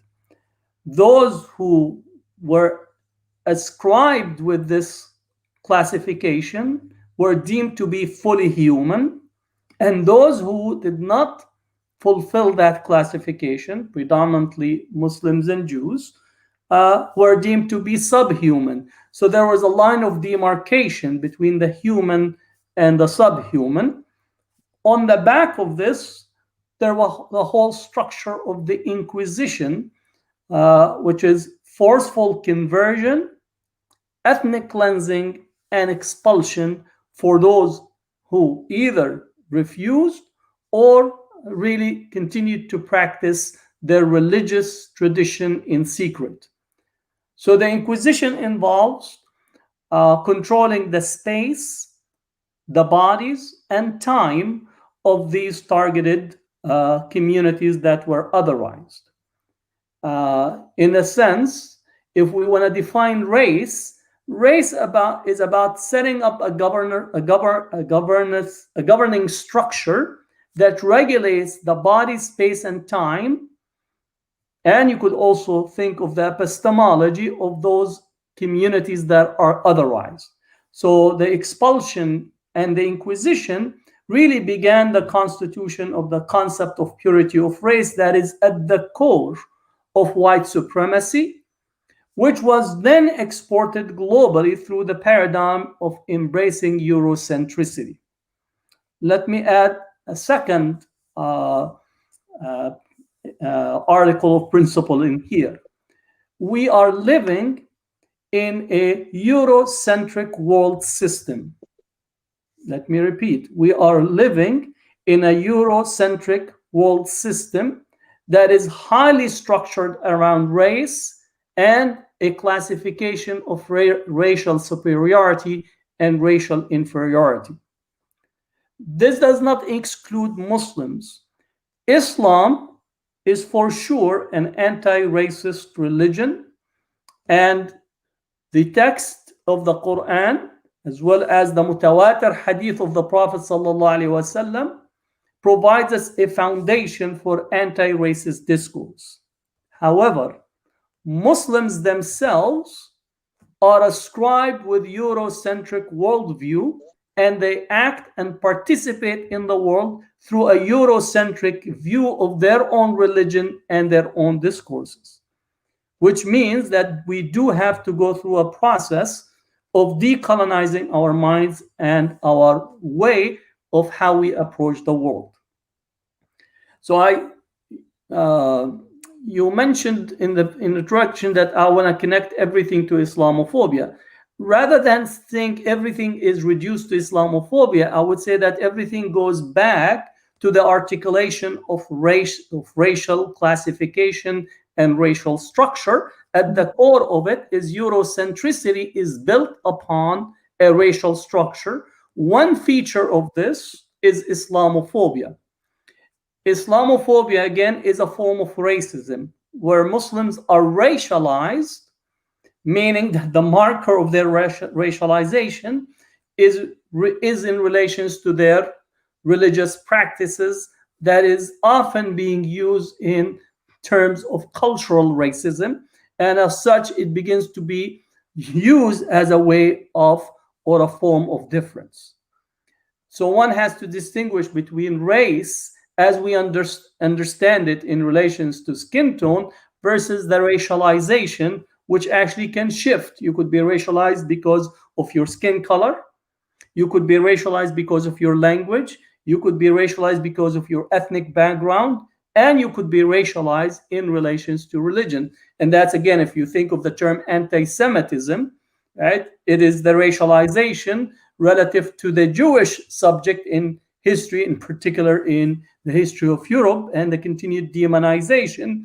Even though if we take the term Semite, it means a person who speaks a number of Semitic languages. That is not what meant by anti-Semitism. Is actually the racialization of the Jewish subject in relations to European imaginary.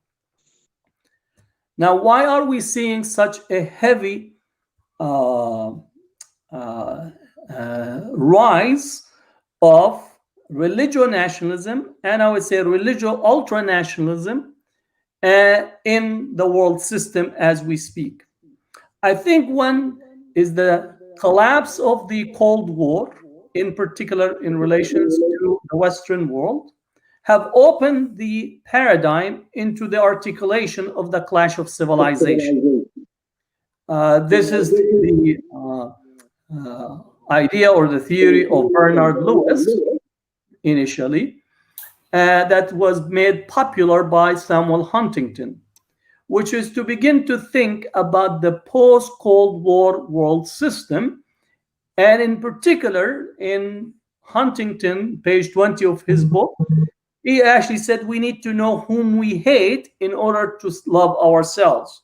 And therefore, you could see a shift in Western thought, in Western national security thought, strategic thought, especially military-industrial complex, participants and practitioners of think tanks, which often are tanks with not much thinking taking place, but that's a side issue. The whole reshifting of using the clash of civilization paradigm, which is been pushed as a way to differentiate and create a point of demarcation between who belongs to, quote, the civilized world system and who doesn't belong, and beginning the whole discourse of otherization. It was used again to push ahead the military-industrial complex, support to the world system as is, but as part of it, beginning to focus on the Muslim subject as the paradigmatic figure through which the new crystallization of policies, both local in the West, but also transnational. Therefore, it's not surprising to see, and again, let me just maybe depart a point. Clash of civilization uses really cultural difference, which is a signpost really for biological difference. The same attitudes, the same perspective, ideas that shaped biological racism, especially in the modern period, uses cultural racism as a signpost for biological racism. But this push toward clash of civilization, began to actually articulate in a new world system with a unipolar world, the United States being the single world superpower that is in the world, and beginning to actually increase its interventionist footprint, as well as advocate and push forward with a particular notion of neoliberal economic modalities, privatization, and intrusion into areas of the world that were not really incorporated into this world system. Connected to this is also the emergence within the United States in particular and other places of the evangelical Christian right that is millenarian, and also think of end of time scenarios that begins to also have an impact on the foreign policy. And this is where it connects it to Israel on the one hand, and then begins to shape that type of discourse that affects both Muslims globally, but in particular in relations to Palestine and Zionism. Now, how do we get from that into the Hindutva on the one hand, the China and the relationship with the camps that have been directed, and the genocide directed at the Uyghurs, Myanmar? What we see is almost a thread of actually using religious nationalism or ultra-nationalism or state power to actually craft an idea or a horizon of who belongs and doesn't belong. If the United States and the Western world, which are supposedly the custodians of the world system, act in a particular way and construct alliances with Netanyahu in Israel, Modi in India, and also for almost 30 plus years, the relationship with Chinese government on the economic front was so strong and so robust that one can actually begin to critique of this notion that clash of civilization focusing on the rise of China and the Sino-Islamic alliance is the main threat to Western, quote, civilization in this case.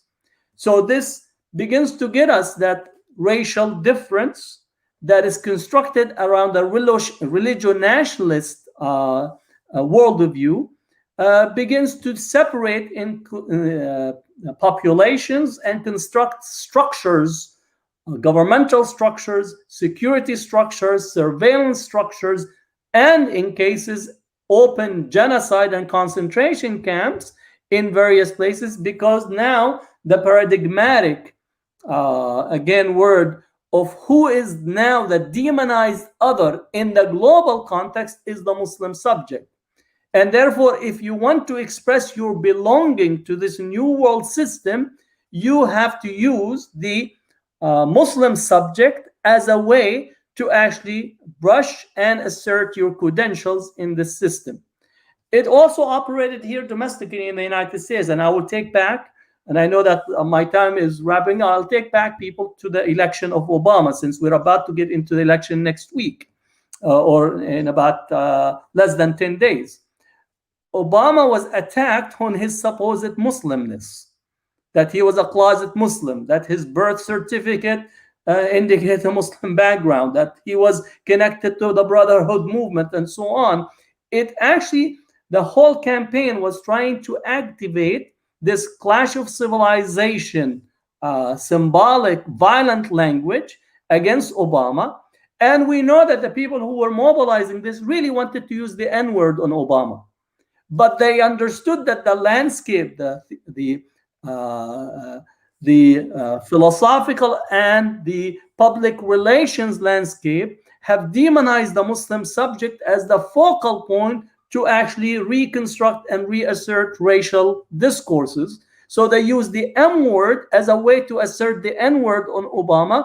Then they became emboldened that now they use the N word freely, thus allowing the reconstruction and the reemergence of white supremacy, while actually riding the Islamophobic camel in order to get into the the cowboy horse of white supremacy in the current discourse. So you could actually draw a straight line from the birther movement of accusing Obama of being Muslim to the Charlottesville tiki-tiki torches that were marching in the streets with the replacement theory, meaning that Islamophobia constructs as a springboard for the re-articulations of racist supremacist discourse, whether domestically in the United States or in other countries around the world that are using, including also some Muslim majority countries, but that's a different question altogether that I also likewise theorize and write about. So I know that I maybe took a little bit more time,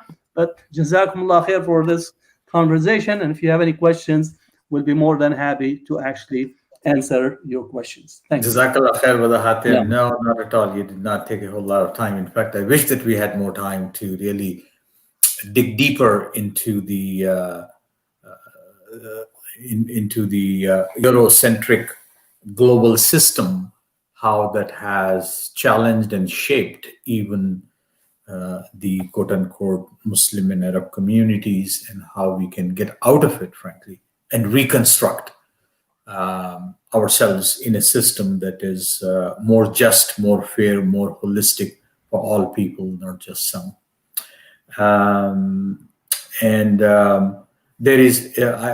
There's so much to unpack from each of your presentations in the context of really understanding the root causes of this hate that is becoming or has become so pervasive and has reached in the farthest and the darkest corners of the world across against Muslims, against other people of color, really in India, particularly the Dalits and the Christians, in Palestine, Christians and Muslims, in Myanmar, people of Islamic faith and otherwise, in China, people of Uighur ethnicity, and so on, and the list goes on, really. So this is a challenge. This certainly, I think, ICNA, Council for Social Justice, is one tool, one resource in addressing these deeply rooted malaise that is corrosive for the well-being of human race, frankly. And we should do, we can do, we must do all that we possibly can. And those who have preceded us has paid their dues in life and treasure and time. And it is our responsibility to uphold their legacy, uphold their contributions and their sacrifices, and do the best that we can. And one such person who has given his life to challenge the powers that be and the supremacy of extremism, white extremism in this country, is a person who is being recognized today as, for his lifetime contributions to the movement for justice. And to do that, I would like Brother Ramiz to play a short video, followed by Imam Khalid Griggs to do a deeper introduction of the person and then present the awards. So Brother Ramiz, go ahead, please play the video. See, it's no in between. You're either free or you're a slave. There's no such thing as second-class citizenship. If we go to YouTube and search H. Rap Brown, I don't think there's anyone, I think his performance was unparalleled. After, he became Imam Jamil, we know the tremendous work that was done.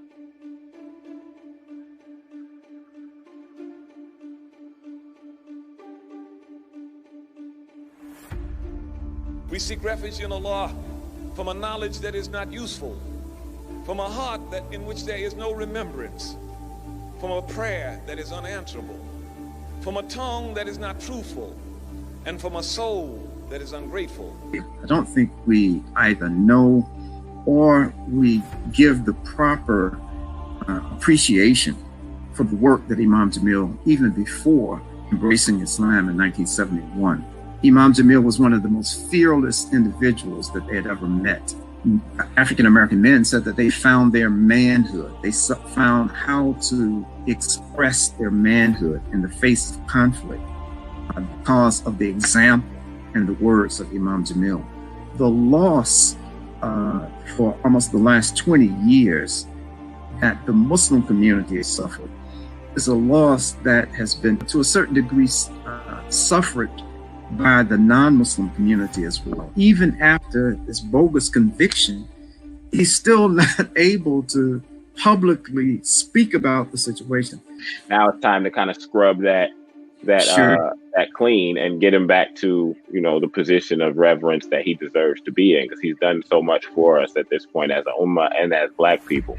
So they understand the power of his words, you know, to move people to whatever action. You know, that's the reason why he's in federal custody at this moment. It's because, you know, they put the leader of the Aryan nation in a cell next to him and they got to talking and he took Shahada. That's true. You know, after that, they were like, okay, federal custody, solitary, we don't have time for this and we can't let you speak to anybody. But they knew that, you know, all the way back in the trial. So the current gag order is an unofficial gag order. Basically, it's just if you request an interview, they're going to say no. And the most pervasive thing in all of this is that since before day one of the trial, the guy who did it said, I did it. That you had committed a murder and were involved in the shooting of a cop in March of 2000 in Atlanta, Georgia. Yes. You did? Yes. All right. You weren't arrested for it, were you?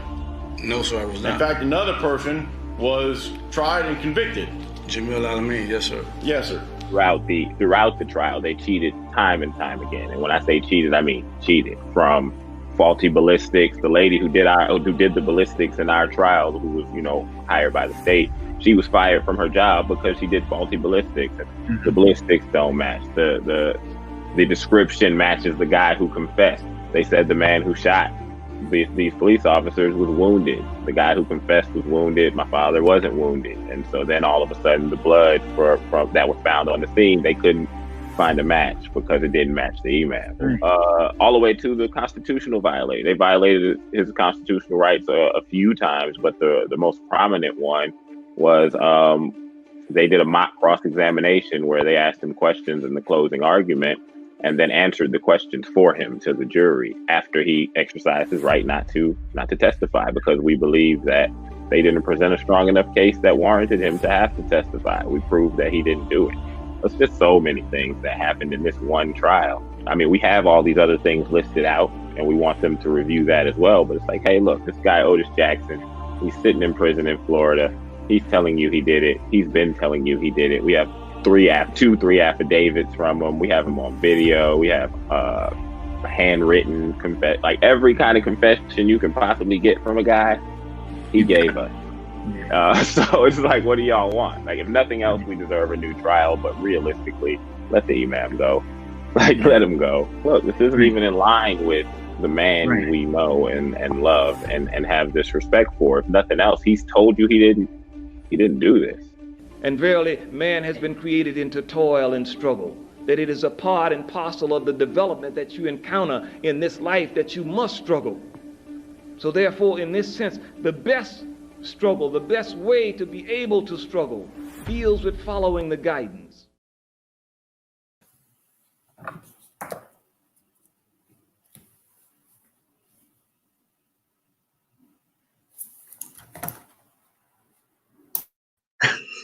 You would think after all these webinars, I would realize you have to unmute. I know. I'm so sorry. Do that. Okay.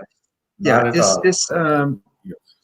it's an honor and it's a privilege to be able to introduce a person who was so well known already, but it's also very much a privilege for me to honestly say that Imam Jamil's case has inspired a new generation of activists, a generation, many not even coming from the African-American community, that he is one of those transcendent figures in the history of social justice in this country that come along, they don't come along often. And Imam Jamil, I'm saying this without hyperbole, that he's one of those figures like a El-Hajj Malik El-Shabazz, Malcolm X. But unlike how we have dealt, many of us have dealt with Malcolm X while he was alive, Imam Jamil is alive.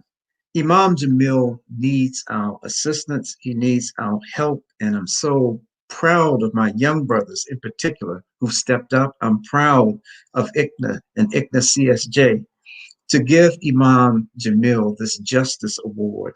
It's a comma in his life. It's not a period. It's not stating that this is all that he's going to do. But Imam Jamil deserves, and more than deserves, the recognition that he's getting from us today with this Justice Award. And I pray that he will continue to be an inspirational figure when he comes home as much as he is right now. And so the work that all of us are doing should be amplified. We should do more to try to bring our brother home as soon as possible, Allah willing, because he has so much more to contribute to this ummah. And let us not do what we did, that many of us did with El-Hajj Malik El-Shabazz, and that is to be afraid of his message to the point that we did not even want to identify with him. And so Imam Jamil's son, Kyrie El-Amin Esquire, that Kyrie is receiving this Justice Award on behalf of his father. Kyrie, I just want to say very quickly to you that we, all of us, the Muslim and the oppressed community in general, thank your father, thank Allah, and thank your father for the work that he's done on our behalf. And I know from having a father who was running around during the 60s doing stuff myself, that sometimes your dad is not going to be there. But you should know with beyond a shadow of a doubt that what he was doing was for your benefit. It was for his family's benefit. It was for Black oppressed people's benefit. It was for humanity's benefit. And so whatever time that you have been separated from your dad, even before this travesty of a trial, he has made a sacrifice that is so tremendous. That thank you and your family and everybody for sharing your dad with us. And so it's my pleasure to say to you that we appreciate him, we appreciate you, and on the behalf of ICNA CSJ, you will get this Justice Award for you on behalf of your father. Alhamdulillah. First and foremost, I just want to say shukran and assalamu alaikum to everybody. And ICNA CSJ has been a help. Imam Khalid spoke to the youth movement, but he didn't speak to the role that ICNA CSJ played in that movement starting. I was introduced to these young activists who now call themselves the Students for Imam Jamil via Imam Khalid and the webinar that we did previously. And so, I am personally thankful to ICNA CSJ for the help and for the assistance that they provided me in trying to free my father. It was a lonely road for a little while, and they were one of the first organizations to reach out and lend whatever support they could. And so now to be receiving this award on behalf of my father is an honor. And I'm here because I know he would be here. This is what he did. This is what he does. And so if he could, he would be here, not necessarily just to receive an award, but also to further the call to donate, to donate your time, your energy, your effort to, ICNA CSJ, because they're fighting for the things that we all should have a vested interest in seeing through to fruition. And that's how we can assist. And so, inshallah, we made that $100,000 goal. But if not, I intend to donate $1,000. So let's make sure we put our money where our mouth is. And again, I want to say thank you, shukran, and let you know the work is not done. There are young activists on the rise. We may look a little different. We may do things a little different, but we're here, we care, and we want to see the change that the foundation was laid for. And we think that time is near. So alhamdulillah, I appreciate it. Shukran again. And I'm sorry that I don't have the award in my hand. It's beautiful, but I actually have it on display at my office. And because it's Saturday, I didn't go to my office today. And so I intend to make a post with that award so that I can share it and make sure that it is seen and celebrated properly. Jazakallah khair, Brother Khairi and Imam Khalid. May Allah continue to bless you in this dunya and akhirah, both in abundance for the sacrifices that you and your entire family has made for nothing else but for the pleasure of Allah. Undoubtedly, Imam Khalid is right. The legacy of Imam Jamil al-Amin shall be a rich part of Muslim history in the United States. And under no circumstances we shall ever forget nor forgive those who have put him in the place that he is in. And may Allah bless the young brothers and sisters who really have taken it on to revive and help people remember the injustice that is continually meting out to Imam Jamil al-Amin and his entire family. Jazakallah to both of you, Imam Khalid and Brother Khairi. If Brother Naeem is around, if you can come back. I think we are a little bit late, but we can still bring this to a close and bring it home, inshallah. Inshallah. Assalamu alaikum wa rahmatullah. Jazakallah khair. Well, I remember meeting Imam Jamil when I came in early 90s in Chicago, and I was so much impressed by his personality, by his persona, by his humility, and his leadership. We definitely miss his leadership in these difficult times. May Allah subhanahu wa ta'ala make it easy for him and his family. Ameen. And the struggle that is going on, and that is one of the projects of ICNA Council for Social Justice, the Muslim Prisoner Support Project. This is where, alhamdulillah, this is where we are dedicatedly working, alhamdulillah. Our volunteers, our team members are participating in this project. I was also thinking about what Sister Aisha Al-Adawiya ended close to her when she was ending her presentation. And she said something very profound. She said that social justice work is not glamorous.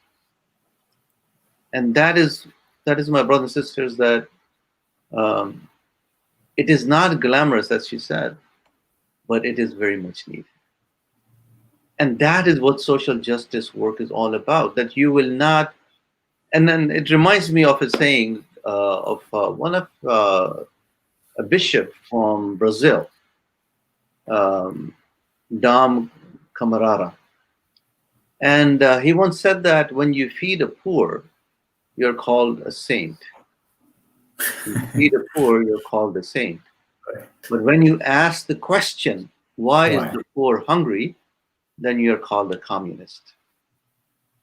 And that is what the powers are afraid of. We asking this question, why is injustice in the society? We asking this question, why is the racism still existing in the society? We asking this question, why is Islamophobia in this society? We asking this question, that why are Uyghurs being neglected?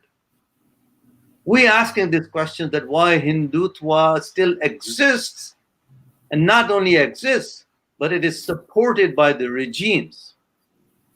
We asking this question, that why it has been over 70 years and Palestinians still are suffering. We asking this question, that why Kashmir is for over 70 years still suffering. And this is where, my brothers and sisters, our responsibility comes in. That we feel the pain, we see these injustices, we cannot remain quiet. We cannot look the other way. That is not the way of Islam. That is not the way of the Prophet.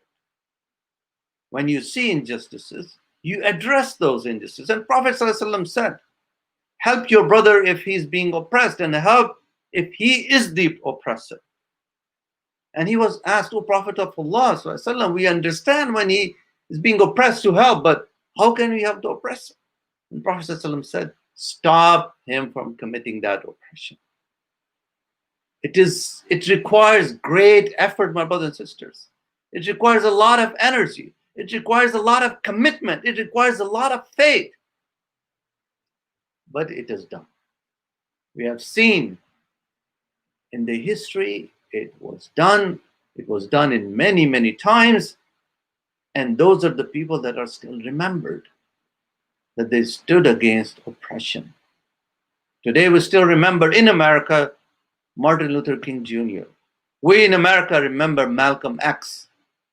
We remember Muhammad Ali when he said, I'm not going to fight. I'm not going to fight your war, which is based on oppression and killing. But when we are witnessing these killings happening in our own streets, my brothers and sisters, in New York or in Ferguson or in other parts of the country, in Minnesota, then where are our obligations? Where do we stand? And Allah subhanahu wa ta'ala is watching us. Each and every action that we perform. Even today, when we are asking for your donations, $1, if you give $1, Allah subhanahu wa ta'ala knows it. And alhamdulillah, so far, alhamdulillah, we thank Allah subhanahu wa ta'ala, we thank all of you that we have close to $85,000. And I was so moved by Kerry when he said that we know how much struggle that they are going through. And he said, I will donate $1,000 for this work. We are asking you for your support, for your generosity. If you can give $1, if you give it $10, $100, zakat. This is the project where you can donate your zakat to this project as well. So may Allah subhanahu wa ta'ala bless all of you. May Allah subhanahu wa ta'ala bless this team of Council for Social Justice and the work that we do. May Allah subhanahu wa ta'ala accept all of our efforts, our contributions, our time, our commitment, our thoughts, our ideas. And may Allah subhanahu wa ta'ala keep us on the right path and grant us the best in this life and in the hereafter. Assalamu alaikum wa rahmatullah. Allahumma ameen, Allahumma ameen. Jazakallah khair, Brother Naeem, for your inspiring words. And I'm very happy to hear that we are 85,000 and with the carries, inshallah, 86,000. So we are short of only 14,000, which is just there. And those of us who are watching, do please continue to contribute and ask your friends and family also to pitch in so we can meet this goal of 100,000 so that the work can continue. I know that the work of Council for Social Justice will continue with or without us. It's our option, our choice to be part of that and be an active part of it and contribute again with your time or talent or treasure, inshallah. Before I invite Brother Zahid Bukhari to do a formal closing, I like to take a moment in expressing and recording my sincere gratitude to all of the speakers from the beginning, from Brother Muhammad Oda, who could not make it, but Brother Ramiz, who helped us with the recitation, Imam Khalid Griggs, Dr. Angana Chatterjee, Brother Imran Mir, Dr. Osama Abu Irshaid, and our wonderful Brother Tariq Darwish and Sister Aisha. May Allah bless you for reminding us to pay attention to the art that plays such an important role in the movement for justice as it played a role during the civil rights movement and before. And also Dr. Wakaruddin, Brother Tahir Amin, Sister Aisha indeed herself, and Dr. Hatem Bazian, and Brother Kari Al Amin as well. Any shortcomings on my part, the most obvious one, that I have extended the program from 3 hours to a little longer than 3 hours. My apologies. I did not have the heart to tell the speakers when they were sharing their painful stories to say, stop, your time is out. I wish that we had more time, but this content will be secured and archived on the ICNA Council for Social Justice website. You're more than welcome to continue to watch it later if you have missed any parts. And if you have liked something, share it with other people so the word can go out, and think about ways via which we can continue to contribute, inshallah, to the movement for social justice in this country. Jazakumullah khairan to all of you, and for the honor and privilege that you all have given me. Particularly my thanks and gratitude to Brother Zahid Bukhari, the Executive Director of ICNA Council for Social Justice, who will now formally close the event, inshallah. Dr. Zahid, all yours. Bismillah ar-Rahman ar-Rahim.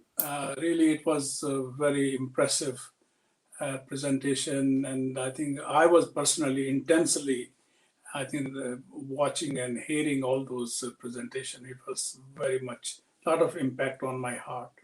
But on behalf of ICNA, CSJ chairman and board and staff, I would like to express my heartiest gratitude to all of our panelists. And Brother Shakil mentioned them one by one. MashaAllah, they're so impressive presentation and thoughtful presentation. Also, I would like to express my thanks to Brother Naim Beg of making this virtual fundraising. I see it's a new experience for the Muslim community, for all communities during this COVID-19 era. But Alhamdulillah, we got good results. I also would like to formally express my thanks to Brother Shakil Sayyed. I think, mashallah, he has been moderating our webinar, and as usual, it is very effective and impressive moderation, and we are learning from him. So not only moderation, but also organizing the program and contacting the speakers and suggesting a lot of ideas. Brother Ramiz Abid, I think he's the backbone of ICNA CSJ, man behind the all work, which alhamdulillah, we have been performing, and also giving all this technical support to the webinar. Brother Tariq for his broken words. Their broken words were they have really impact on the hearts of those people who were watching. To all our viewers, mashallah, they have this courage to watch this program, mashallah. And our donors who were able to pledge or donate almost $85,000, and we are hoping they will continue, and other people, our brothers and sisters, they will continue. And I'm very much confident that we'll be reaching our goal of 100,000, inshallah ta'ala.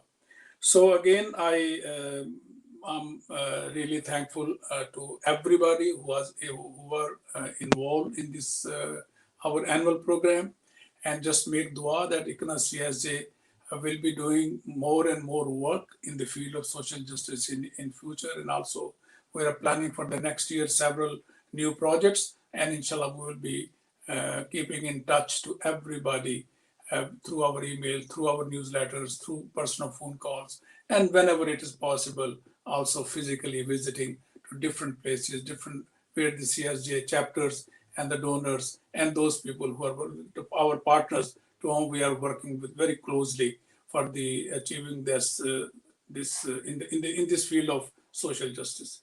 Again, thank you very much. Wa akhiru da'wana alhamdulillahi rabbil alamin.